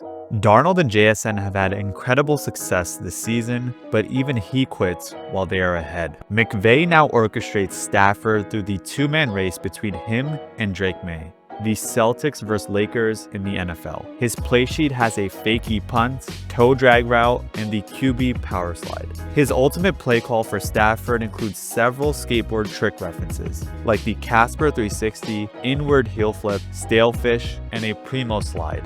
Meanwhile, Mike Vrabel is just sitting on his laurels, knowing this coaching gig has him set up for at least the next 10 years at QB. All along, JT finishes first in the Offensive Player of the Year race, while Stafford and May make one last push to cement their case for MVP. This is probably one of the few MVP races without Lamar Jackson, so he tries to suit up and enter the race, but he is extra cautious as a parallel to his significant decrease in running this year after his injury.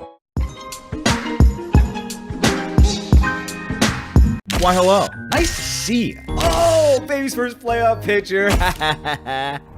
Traditionally, we try to share the spotlight. Yeah, third row seems right. Just out of the spotlight. Excuse me, seasonal mall employee, are you getting everyone in the shot? You'll be back in front of the camera soon. Looking great and not weird at all. In this year's playoff picture, Drake May is the talk of the town and is moving like Leo in The Great Gatsby. Behind the super sophomore curtains, we can see the Baby Blues QBs from season 10 episode 2, 9 sitting on Kevin O'Connell, and Cam Ward, who was only a rookie. In the photo review booth, the alignment in the playoff picture this year is just a bit off, because the Chiefs went from the evil empire to mall employees in the span of one season. Mahomes is just smiling through the pain of the playoff portrait studio. In the background, there are several store Easter eggs, starting with Shake Shack Thompson, the NFC North Face, Sun God Hut, Ben Johnson's Build-A-Bear's Workshop, the Eli Apple Store, J-Bo Juice, Lululemon, Rex Ryan's Foot Locker, and Blanda Express. The 3 department stores are Mac Jones, the AFC North Face, and all New Orleans Saints. Let's get the Broncos in the front. Are you sure? I'm certain. And then let's get the Bears in here. Is this like a prank show? I feel so naked without the rest of my team. That's because you are. Okay, Niners, makes sense. Eagles? That's right. Some of us can completely fall apart. I'd still be in a picture. And the Sam Darnold Seahawks? What's going on?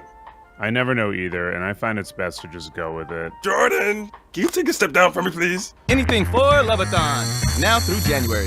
For the first time in over 10 years, the Broncos are atop the AFC West, with PS2 certain of their divisional crown. If things just couldn't get any crazier, the Bears are also in the playoff picture, with Ben Johnson going total frat bro, looking like the beach is that way. After an 8-2 start, the Eagles are spiraling and on the verge of getting booted from the picture. Sam Darnold is just going with the flow, while Jordan Love completely plays into the bit of him being a Toyotathon merchant. Are you familiar with the Jordan Love Toyotathon theory? It has been pointed out, I don't know where it started, maybe TikTok or something, that last year, before and after Toyotathon, Jordan Love turned into a different quarterback. Okay, Baker, are you standing in for the Panthers? No. Shut up. Coach Campbell, you look kind of confused. I got this, brothers. I deserve to go, Oh, you want to stand over there, buddy? Thank God. Where would I be without Ben Johnson? Oh. Who let the Texans in? We did. Come on, I'm certain no one wants to see you in January. I'm certain, too. JD, George, are you guys going to be a problem in this whole photo shoot? Wow. The disrespect. We're going, but it's our idea. Vegas? Okay, you all look great to say playoffs. More off? Okay. No!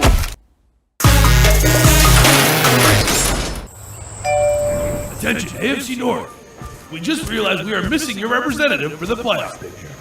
Can't believe my receivers didn't remind me about that. Are you sure we have to include one of them? Since taking over the play calling, Coach Campbell is a bit confused without Ben Johnson, but looks to be finding his way through the last stretch of the season. The Chiefs let the Texans just sneak on into the playoffs after starting the season 0-3. CD and Pickens are unbothered and take a quick trip to Vegas as a reference to when they partied until the early morning before a Monday Night Football game against the Raiders. They were both then benched for the Cowboys' first drive, but went on to have great games, showing us how to work hard and play hard. Mahomes is grimacing as he takes the playoff picture, but Ben Johnson takes it as any sign to take off his pants. Pause. And Phillip Rivers subtly sneaks into the picture. Meanwhile, at the AFC North base, the Steelers are just asking for the Ravens or Bengals to take their playoff spot. And in classic Rodgers fashion, he grumpily blames his receivers for a mistake he made. With the Chiefs eliminated, the question on everyone's mind is, who will inherit the AFC? See, we'll see you now. Now here's a guy I can't live without. Chris, give us a moment. We've had some great times, haven't we, fellas? Last year's AFC Championship, the year before's divisional round, those fateful 13 seconds. Those are just all the times you beat me. And I still have a lot of playoff life ahead of me. That doesn't look so good. At Mahomes Manor, Adam Schefter is on the scene reporting on the Chiefs' dead playoff hopes, and the private property is post no Buffalo Bills. Schefty's bio as a Gridiron Heights insider and Michigan man is a reference to how he's faced criticism for his alleged biased commentary on former Michigan head coach Sharon Moore. On ESPN, Schefter discussed the firing, emphasizing the nature of Moore's life being upended as a married father and seemingly portraying Moore as a victim rather than focusing on his wrongdoing. Out to get him. So all these things can all be true. It's possible that, yes, Michigan does have evidence that he had an inappropriate relationship with a staffer. And it could be that Sharon Moore is right, that people had it in for him. But the whole situation itself is just sad and tragic because now we have a individual who had his professional life, his personal life completely upended. We have a school with a bunch of players who don't have a coach to turn to right now. We have a school in search of a program, a new coach to lead forth that program. There are a whole host of things that have transpired here that have led this to be a completely surreal, wild situation that if you heard about it, you wouldn't believe it because it almost seems made up. This episode is based on the murder mystery film series Knives Out, with Philip Rivers starring as Detective Benoit Blanc. After going upstairs to Mahomes' room, we can see Collinsworth is still glazing Mahomes and tending to his every need. The portraits on his wall are from the good old times in Gridiron Heights, during the Chiefs' evil empire era. There is also an opponents will catch up picture for Patrick's favorite condiment. Although the year is lost, Patrick still sticks it to Allen by reminiscing on all the times he's beaten the Bills in the playoffs. I think it's best I game manage his estate. With me, the AFC would be in good hands. If I don't get this, I feel like I might die. And I... Sorry, CJ, I haven't heard from you in like 2 years. The Chiefs, there's been a fluffing murder. Philip Rivers? Now that's an old sport. I friggin' returned because one of you, hurts to walk, is attempted to, my fluffing joints, steal the AFC. Hours later, the 4 QBs come together and discuss who will take over the AFC.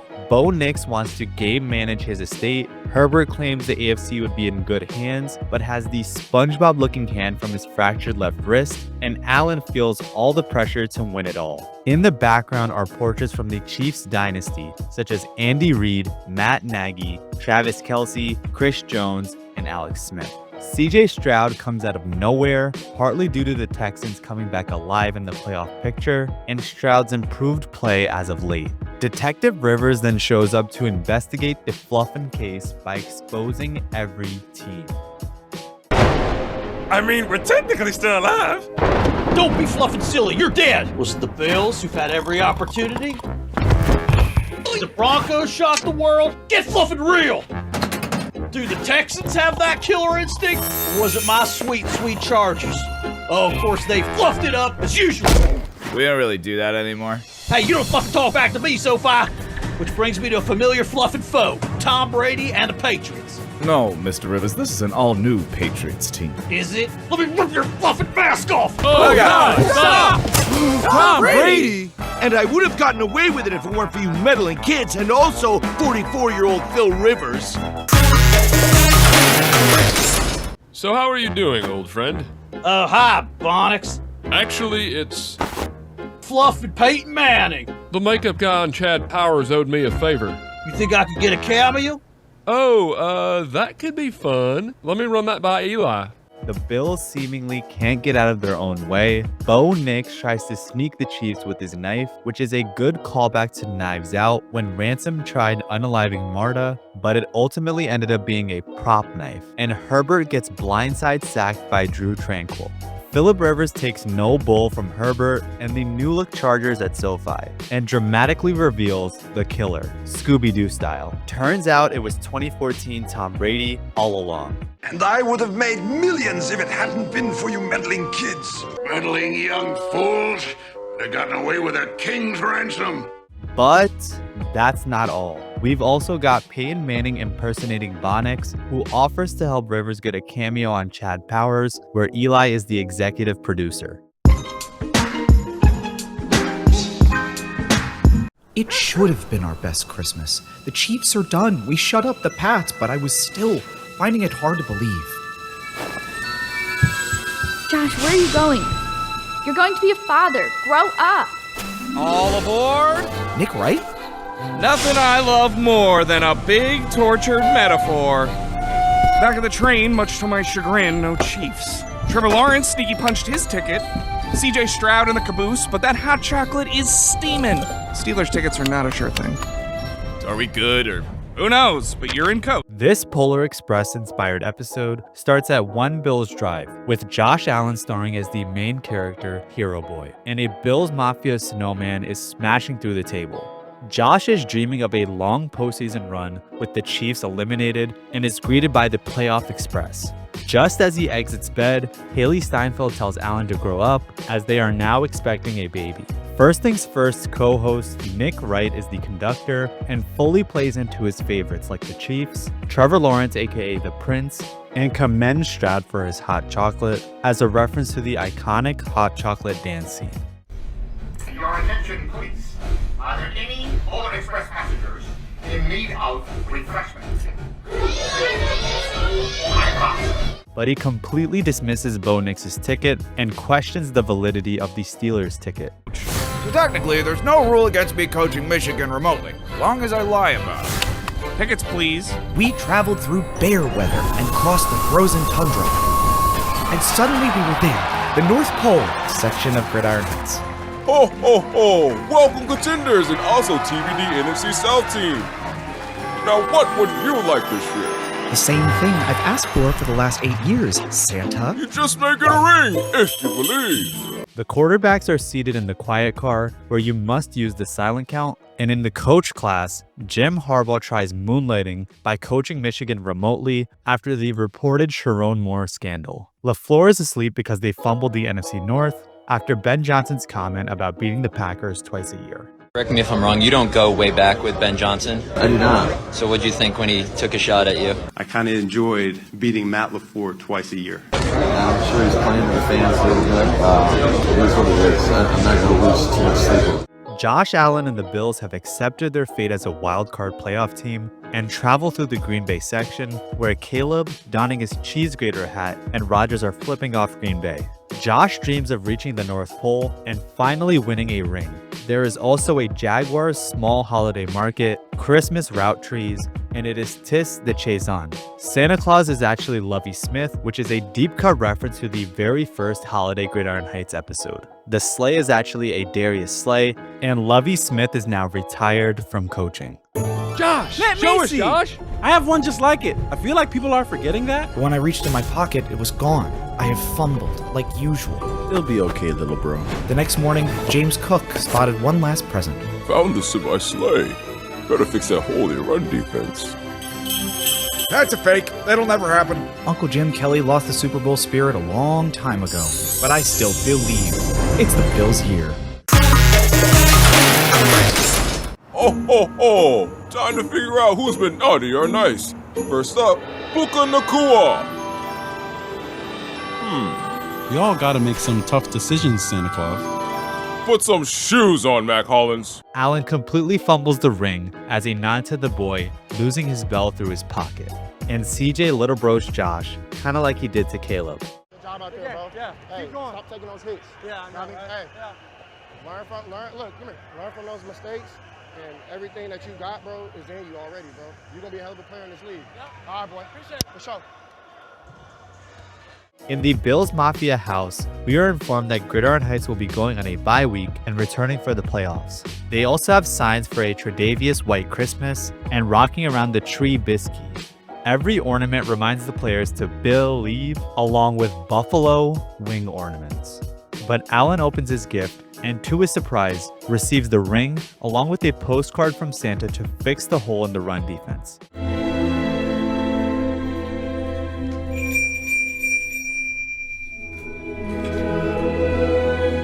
But Jim Kelly quickly comes to warn the New Look Bills to not get their hopes up because he lost his Super Bowl spirit back in 1994 with the Four Falls of Buffalo. In the post-credits scene, Lovey Claus sorts through his naughty or nice list, starting with Puka Nakua, who was recently criticized for appearing on a stream with Neon and Aiden Ross, and after losing a friendly game, agreed to perform an anti-Semitic touchdown celebration. Santa still deliberates over the decision because Nakua apologized on social media, balled out against the Seahawks, and did not do the dance. One thing's for certain though, DK Metcalf will be on the naughty list this year. Mac Hacks then pulls up to remind Santa to punch the Patriots' ticket, but he just urges Mac to put shoes on his bare feet.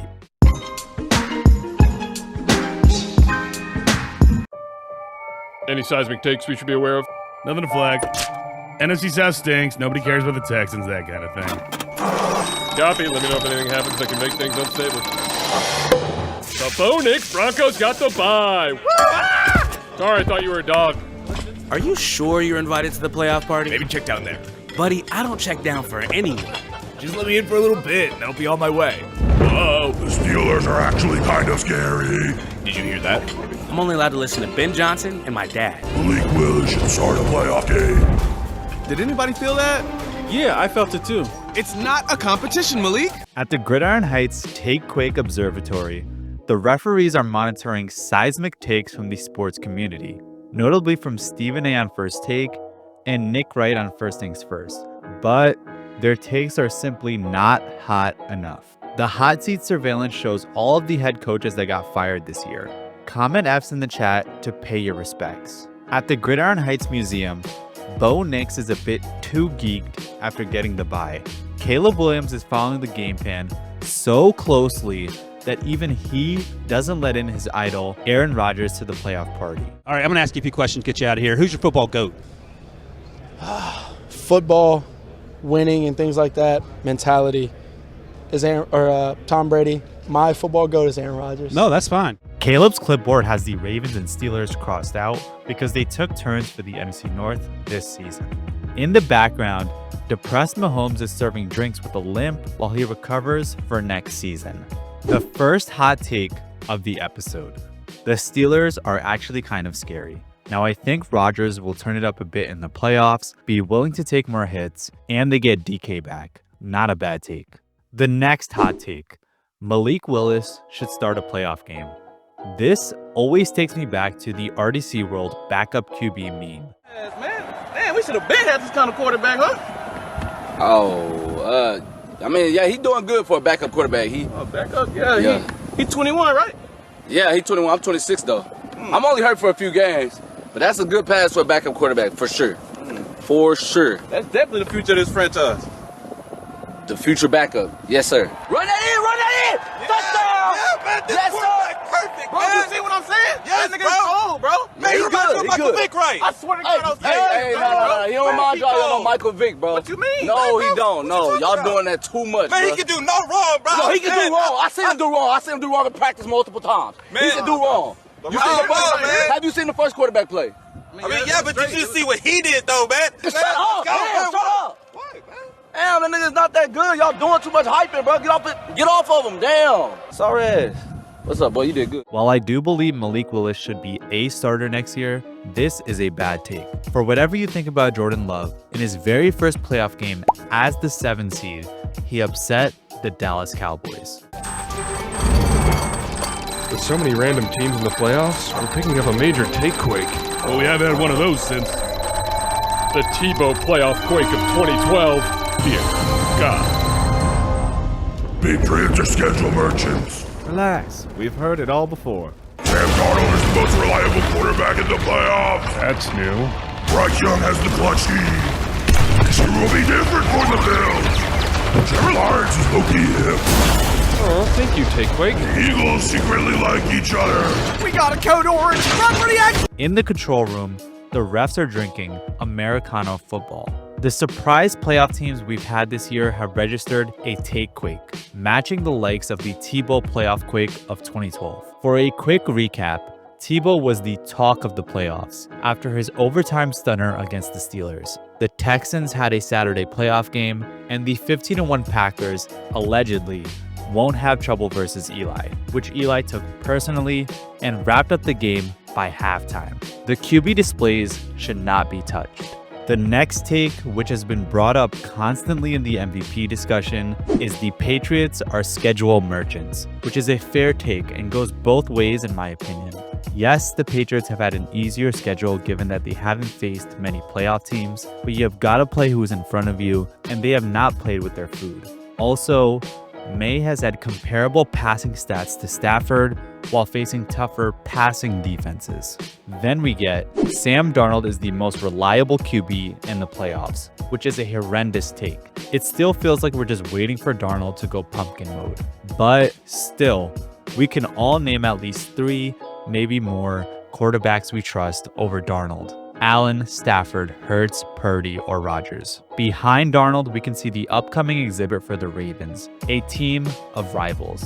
I am just going to skip over the Panthers take because do any of us really believe in the Panthers? Next, this year will be different for the Bills. And yes, after the Bills beat the Chiefs in November, I did think that this would be a prime opportunity for the Bills to make the Super Bowl. But their run defense is atrocious, and it will be very hard to win the AFC with all the tough defenses they'll likely have to face. The lamps on each of the tables is in the shape of the Lombardi, and the meat is in the shape of a football. The surprise take of the year. Trevor Lawrence is low-key him. This is a good take, as the prince who was promised is finally taking the leap this year. We've seen him come from behind in the playoffs before and shine in the big game from college. He even got iced up by his teammates.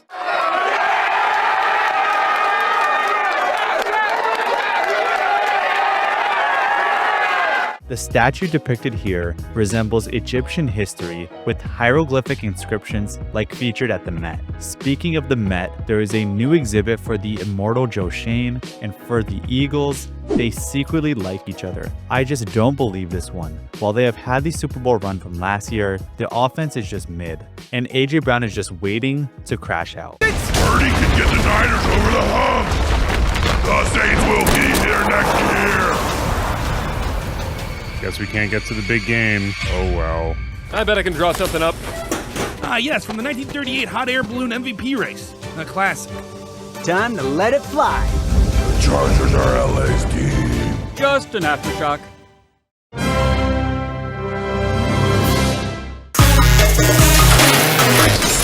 Champagne for the MVP. Oh, actually. Don't mind if I do. Don't be glum, old sport. At least you've still got that Super Bowl MVP. They gave it to Cooper Kupp. Oh, they won't give my receiver an award. On the map, there are references to Phillip Rivers, who was the quarterback story of the year and shutdown corner in Arizona, which is a callback to Season 5, Episode 9. Yo, what's up, man? I gotta get these little legs home. Looks like you wanted it to shut down corner. Oh, hell yeah. It's a receiver core. Panning over to the 49ers, Purdy will get the 49ers over the hump, which would be a good take as it feels like he has taken the next step this year with his motion. I just find it hard to see them get back to the Super Bowl with all of the injuries they have on defense. Then, the Saints will be here next year, which I am fully buying stock in. Tyler Shuck has shown promising flashes, and if he started the entire year, they would probably already be here. At the museum storage hangar, they have to traverse a 200-feet chasm to make it to Santa Clara for Super Bowl 60. They then give a cool relic of the past with hot air balloons from the 1938 MVP race, which was the first year the NFL had an MVP. It went to Giants center Mel Hine, who can be seen on the wall in the background as they talk about the hot air balloons. Lastly, the Chargers are LA's team, which is a bad take, given that the Rams are still contenders and won the Super Bowl in 2022. Drake May tries mogging Stafford, reminding him of Cooper Kupp's Super Bowl MVP. With Diggs' alleged off-the-field issues, May claims that they likely won't give him any awards. Welcome to the Winter Wildcard Games! A week showcasing the best teams, and the Panthers? Oh, good for them. That can't be legal in bobsledding. It's not a false start if you just ignore it. Coach, is this safe? Safe? It's called skeleton because it's supposed to be scary. Feels like I have an uphill battle, but my dude is just kind of like using gravity. Old sport, that's an offensive lie. I don't have one of those. In the Winter Wildcard Games at Levi's Stadium, Sourdough Sam kicks off the opening ceremony by lighting the torch. There's a banner stating we can stop calling it Super Wildcard, which really began in 2020 when the NFL expanded the playoffs to include an extra team, creating 6 games spread over 3 days, making the first round feel super. The Panthers catch another stray while being introduced, and for the first event, we got the bobsled, which is a high-speed winter sport where teams race down a twisting icy track in a gravity-powered sled. There is a sign for an electrical substation, which is a reference to the viral theory that the 49ers practice facility being located right next to a power plant is an underlying cause for the Niners injury bug. I made a more in-depth video diving deep into the scientific evidence and plausibility of this hypothesis, so I'll link it here and in the description. Kyle Shanahan quickly points out that the Eagles are in tush-push formation for the bobsled and puts Brock Purdy right into a skeleton, a high-speed winter sport where a single athlete rides a small, minimalist sled head first and face down at speeds exceeding 80 to 90 miles per hour. The biathlon is a sport combining cross-country skiing and rifle marksmanship where athletes ski long distances, carry a rifle, and stop at intervals to shoot at metal targets. Justin Herbert is grudgingly going uphill, while Drake May is coasting downhill, mainly because Herbert doesn't have an offensive line. We then pan over to the trails, which on the mountains follow a color coding scheme of green being the easiest and black diamond being the hardest. From top to bottom, there is Patriot Run, Trubisky Patrol, Panthers Trail, Drake Way, Caleb's Run, Josh Goes West, and Eagle's Nest. Make a path, make a path, make a path. They make it pretty easy for me. Stop the rock, stop the rock. You can't do that in curling. Guys, let's talk about this. What's he? Oh, he's doing the cheese grater. The crowd loves it. And the judges look baffled, trying to figure out if love is good or not. Come on, Bryce. This is your moment. I think we know how this will go. Moving on.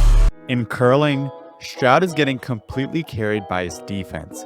Over in figure skating, Caleb Williams, aka Iceman, is graceful and smooth performing his routine. In the background is a Caleb Jumpman poster resembling his 4th down conversion where he rolled out left to hit Roma Dunze, in what can only be described as one of the best throws in the last decade, especially considering the moment. Other signs include good, better, best, which has become the Ben Johnson mantra for this season, and signs bashing the Packers and Coach LaFleur. He tops off his performance with the cheese grater, but that's a thing with this playoff game. Jordan Love also performed really well, but it ultimately came down to the team, especially the kicker missing 2 field goals and 1 PAT. The broadcast quickly skips over the ski jump because we kind of all expected the Rams to win. Duval! And you're sure the Chiefs aren't competing? They're here somewhere. I can feel it. Well, time to implode! Sir, yes, sir! Let's do this again next year. Gosh, I suppose I'm just a natural at this. At least the internet will be proud of me. All he needs are 3 points to win. The Rams advance to the divisional round. Want to see my new wild card, Sally? No! Just stick the landing, Josh. Or you could make it epic. Epic! Epic! Epic! We really did it. It really is the Bills' year. Sorry, there's actually 3 more rounds. Coach, would you stay if you'd won? If my uncle was my father, then my cousin would be my sister. We're gonna miss this. This is the life. Warm and cozy by the fire. A mug full of hot cocoa. Almost wish we didn't have to get back out there and play in the biggest game of our lives next week.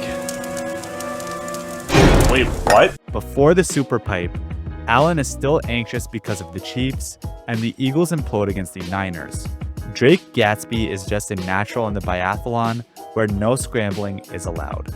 Back in the ski jump, the Rams beat the Panthers and are on to face the Bears. Puka delivered his heroics as usual and almost pulls out the touchdown celebration suggested to him by streamer Aiden Ross. Josh Allen's shoulder devil and angel is a recurring joke in Gridiron Heights, and I would say is a good parallel for his early play. Over the years, Allen has reduced the turnover-worthy throws and pulls out his Superman heroics when needed. Panning over to Pittsburgh, this may be the last time an active Aaron Rodgers and Mike Tomlin will be in Gridiron Heights, so pour one out for them. Tomlin ends the presser with another Tomlinism before departing from his head coaching duties. In the post-credits scene, Darnold and Bo Nix are enjoying the warmth of the bye week, just until Darnold realizes he has to play in the biggest game of his career on Saturday. In a forgotten land starved for success, one man hoped to put it back on the map. All I got in this world is my name and this golden right arm. Old sport, if I wanted tap water, I'd just go drink from the toilet. Sorry, sir. Overlooked by society. They think they're the underdog? Hell no. Rewind. Houston, Texas, home of Dallas Cowboys fans. Outside of their defense, nobody believed in them. Think we'll ever get out of the mills? I went 3-0 as a starter. Nobody had suffered. In the New England section of Gridiron Heights, fans have somehow gotten cold and convince themselves that they are an underdog after a Super Bowl drought of 8 years. Drake May is New England's golden boy, and Will Campbell is Drake's water boy. In the background is the I Love Drake May shirt, shout out Drake May lover, and posters for Iron Mike and May's knockouts of the AFC heavyweights in Herbert and Stroud. The Texans flipped the underdog narrative to the Houston section, but the workers all have a notice to return CJ Stroud passes where you found them. In trouble. That ball is up for grabs. Picked off. Back the other way, Jones. He is in for the touchdown. In the football refinery, the defense is the real workhorse as they generate high pressures. And never forget Mills' run as a starter this season. Davis Mills. What a rush, Walker. Steps up. He's going to run. Mills looking for the pylon. He's got the angle. Touchdown. Trapped for generations by those Packers.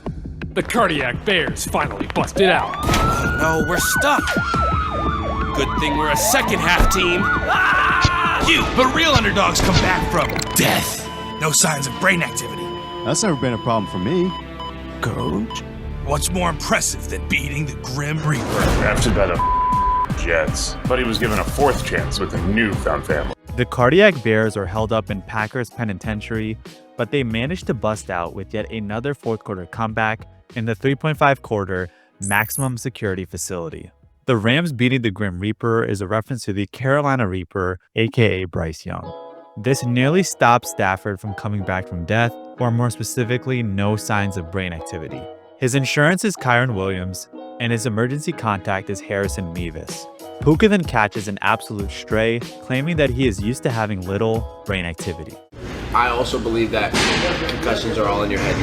You just can't think about it. Seriously? So concussions aren't real, it's all in your head? Yeah. What about ACL tears? Oh, those ones are pretty real. If you can't get up and walk, I feel like that's pretty real. Side note, starting this season, he changed his number to number 12. Sam Darnold is trapped in Jets purgatory over at the New York section. Until further notice, it is now Harbaugh country in New York, and the Scatterbury is this way. The broken down hot dog cart mentions that Gridiron Heights will be taking its final bye week and returning for the Super Bowl. One man, completely alone, sent to space after an electrical substation nuked his loved ones. He's counting on me? America's counting on me. One nice thing we can all hope for: a Bills Super Bowl. Oh, please, the Broncos, a true Cinderella story. Do not let them turn me back into a mouse. The best story in sports. Hey! We're the best story in sports. Wait, I barely touched him. Someone should look into that. You can't stop me. Not you, and not you. Retire. There aren't enough open TV jobs. And they're both out? From the team who brought you Survive the Ground, and the Stidham contingency, and the end of regulation in the Bears game but not overtime, comes the coaching carousel. I'm still available, guys. Brock Purdy being sent out into space resembles a parody of Ryland Grace in Project Hail Mary, which, side note, is being called a masterpiece ahead of its release. For the Niners, the latest craze is the electrical substation and how the low levels of electromagnetic frequency, or EMF, is potentially predisposing players to a higher injury risk, thus the critical health status. This theory specifically went viral after George Kittle suffered an Achilles tear against the Eagles. I made a more in-depth video diving deep into the scientific evidence and plausibility of this hypothesis, so I'll link it here and in the description. Tight Ends and Friends is a popular fan event and concert series hosted by NFL stars George Kittle, Travis Kelce, and Greg Olsen, the founders of TEU. In 2025, the performers included Taylor Swift and Kane Brown. Kittle is also hosting a Tight Ends and Friends Super Bowl party in San Francisco. As for Josh Allen and the Bills, America was counting on them to make the Super Bowl, and in devastating Bills fashion, they lost in overtime. This led to Josh Allen crying at the press conference and the eventual firing of Sean McDermott. But Sean Payton has other plans with the Broncos and the Denver Cinderella team. At the Mile High Ball, Peyton does not want the clock to strike midnight on their Cinderella-esque season. As they all fight for who has the best playoff story, Sam Darnold easily disposes of the 49ers, and Drake May taps out the Texans. Caleb has an initial chokehold on the Rams, but is countered by Stafford, who does not want an open TV job. Stidham then watches as Bo Nix hits Josh, who then hits Bo back, and also hurts himself in the process. Meanwhile, the coaching carousel is wild this year with a non-puppet McCarthy. This is also the same team who produced playoff classics like Survive the Ground, Stidham Contingency, and the end of regulation in the Bears game, but not overtime.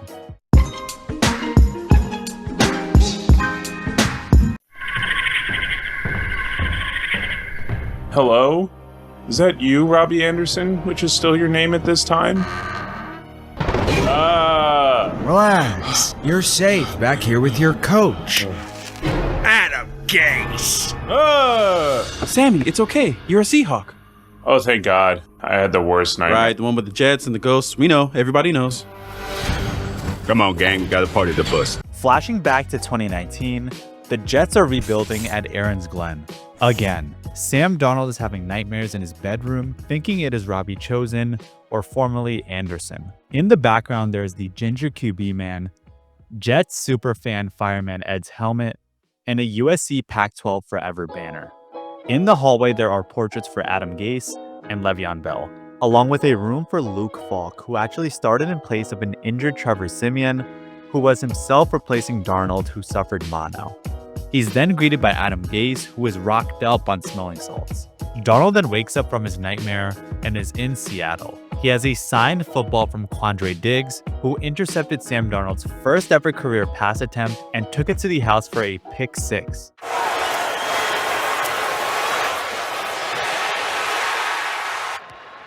Seen ghosts. Fun fact, Quandre is now on the Seahawks practice squad. At this point, the Seahawks defense has transitioned into the Legion of Boo, as Leonard Williams is driving the Charles Crosstrack. Parking is reserved for the NFC West champs, and the 12's license plate is a reference to the 12th man on the field, which is the dedicated fan base of the Seahawks. Best I can do is you plus 2 guests. No way, I am not settling for 3. Yes, the Ghost Hunters. If you all are busy, we can just... My schedule is just as hard as anyone else's. They say he built this place. I built this place! Back to bed, Mr. Kraft. There's been rumors of the dead arising around here. Please do look into it. Hey, what's that? Oh, this device plays Bad Bunny to awaken the angry patriots.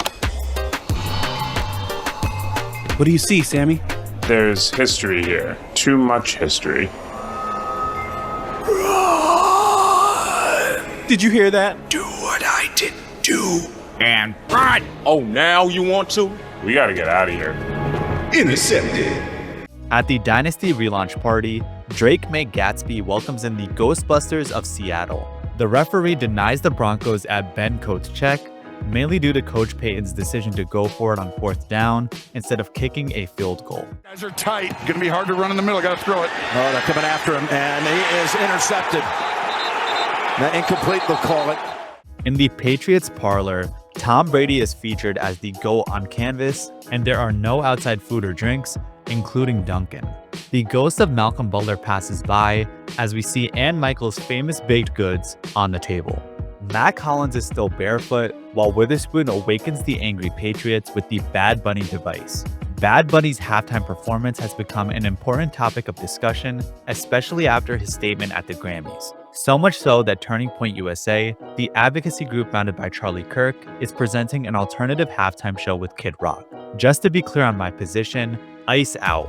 Darnold turns on his ghost vision and notices the undeniable Super Bowl history between the Seahawks and Patriots. Vrabel is dancing with his Pats version of himself, Stephon Gilmore is drinking with Christian Gonzalez, the McCourty twins are chatting with Will Campbell, Wes Welker is chopping it up with Diggs, and Amendola is at the bar with Mac Hollins. The ghost of Pete Carroll then rises up behind them, strongly advising them to run the ball, which irritates Marshawn Lynch. Lynch is still munching on his Skittles, which was his pre-game ritual. Well, I guess another tragic thing is happening to me. Sorry, old sport, but if we are going to resurrect the dynasty, we do need a sacrifice. Duius, Joris, Jovium. Make my life more special, crab! Now that's a massage. So what's happening is Drake is gonna carve you up, and then... Oh no, he's getting better at color commentary!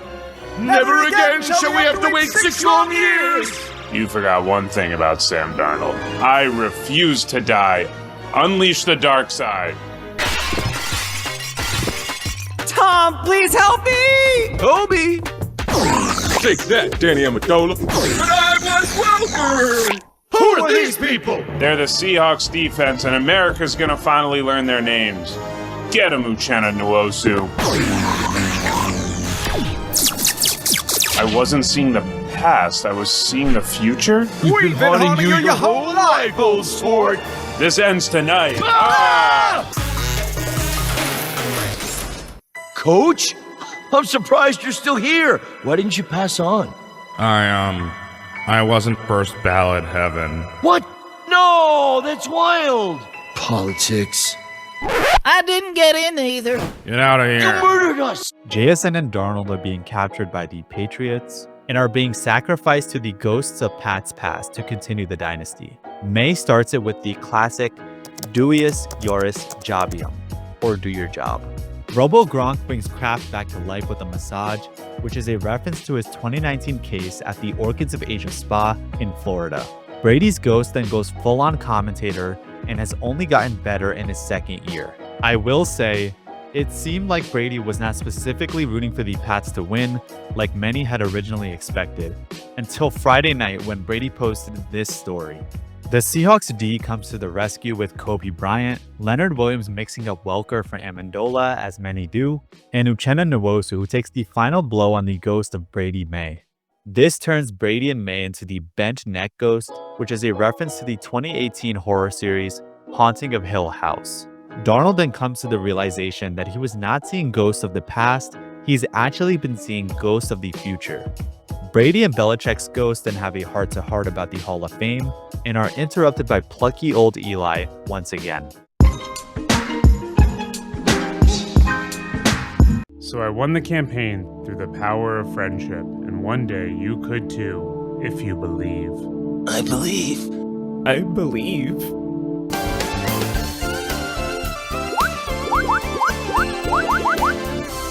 That's how it's ending? Sam Darnold? I didn't like that, so there must be a secret real finale.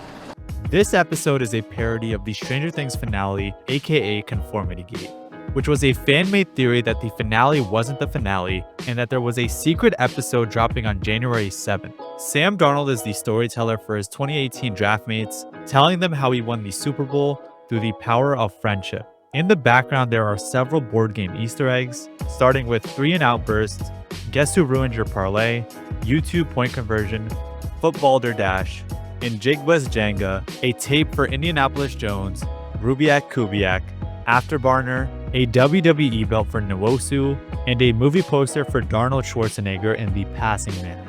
As the credits roll, we can see the creators Mike McDonald and John Schneider, with a special thanks to the 12s, Stan Darnold, and Minnesota's unwavering belief in JJ McCarthy. Gridiron Heights then pokes fun at us and themselves with some of these comments from Luck of the Andrew, Mahomes for the Holidays, 7 Michael Vickna, FaZe K1, Gunner Saru 5 asking for champions, followed by Braun Retirement Tour 23-6-23 asking to bring back Game of Zones, ASAP Puka calling out his jersey number, and Jimmy Grammar Police calling out this typo. The crowd is shocked watching the Roku Smith to see that this is how Season 10 ends. Some fun nuggets in the crowd include 2 people who look like Mitchell Trubisky, a couple refs, and a woman who looks like Mrs. Watt from Season 2. While on a Dicker the Kicker bus seat, a fan calls out the production and theorizes of a secret real ending, or in other words, the Conformity Bowl. Gridiron Heights Gate has unsatisfied viewers convinced that there's a secret finale coming. Okay, so if you look closely at the first word of all of the Easter eggs, they spell out Finu Gornad. Some viewers are even making their own fan fiction on how the season should have ended. Was it the Bills' year? Try Bills' century. This is canon now. The results are in. It's official. I'm good. This continues to be a desirable place to work. The Packers! Why are you like this? I hate you so much that I pretty much never stop thinking about you. Take Sportsman kicks off the media coverage of Gridiron Heights Gate, which is further explained by Aaron Rodgers. This is definitely a joke about Rodgers and his conspiracy theories. On top of all the opening scene Easter eggs, spelling out an incomprehensible Thenu Gornad, there are also hidden sticky notes for how he'll blame this on his receivers, reunite with his ex, books to buy but not read, playing near the electrical substation, things a real wife would do, an honest to-do list, become a Viking, and start a podcast. Moving to the fanfics, submitted by It Was a Catch, we have the Bills fantasy ending. I will say after watching the slowed down replay, I thought the refs got it right, especially considering that the ball bounces off Cooks before the contested pick. Submitted by Big Dom's Burner, we have the Eagles group hug, which I definitely feel like they could use. And submitted by Hottest Rivalry, we have Ben Johnson and Matt LaFleur going full on enemies to lovers with the hashtag JohnFlorfic. Well, you all guessed it. We've been hiding a secret finale. There is no off-season anymore. Here's more football. After a meltdown at the Santa Clara substation, Gridiron Heights was up 4 grabs! Does Ken have the Scatterboo? Let's kill a bunch of characters off! No! Must monetize a farewell season! And introducing hot new character, Fernando Mendoza! Oh, hey! Be sure to add me on LinkedIn. Isn't he badass? Don't love that word. Haha. More drama and more seasons! You will come back next year! Yeah, I guess.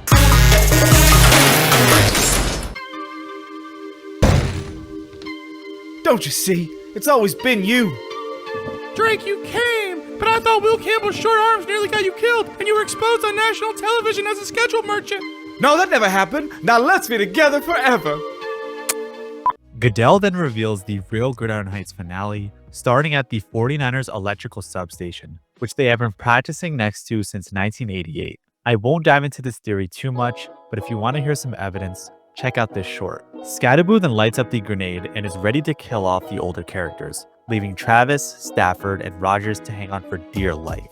The most anticipated new character is Fernando Mendoza, or should I say Heis Mendoza, who quickly plays the LinkedIn gimmick while suiting up for the Raiders. In Vegas, there is Fontaine Blue 42, Just Win Baby, and the Max Gentleman's establishment that has nobody playing now that the season's over. On the road to season 11, Kyler and Tua are kicked to the curb. Mike McCarthy is a real coach again and no longer Jerry's puppet, and in Town Square there is off-season cuts, an out-of-business Will Campbell security, Cooper Never Tires, Aaron's Jets, Sam's Club, and a statue of Jerry Rice. The final fanfic features Drake May running off with a Lombardi at the altar, which is a twist on how fans would have liked Great Gatsby to end. I will now be shifting my content to explainer videos, analyzing topics in the NFL, NBA, and overall sports community.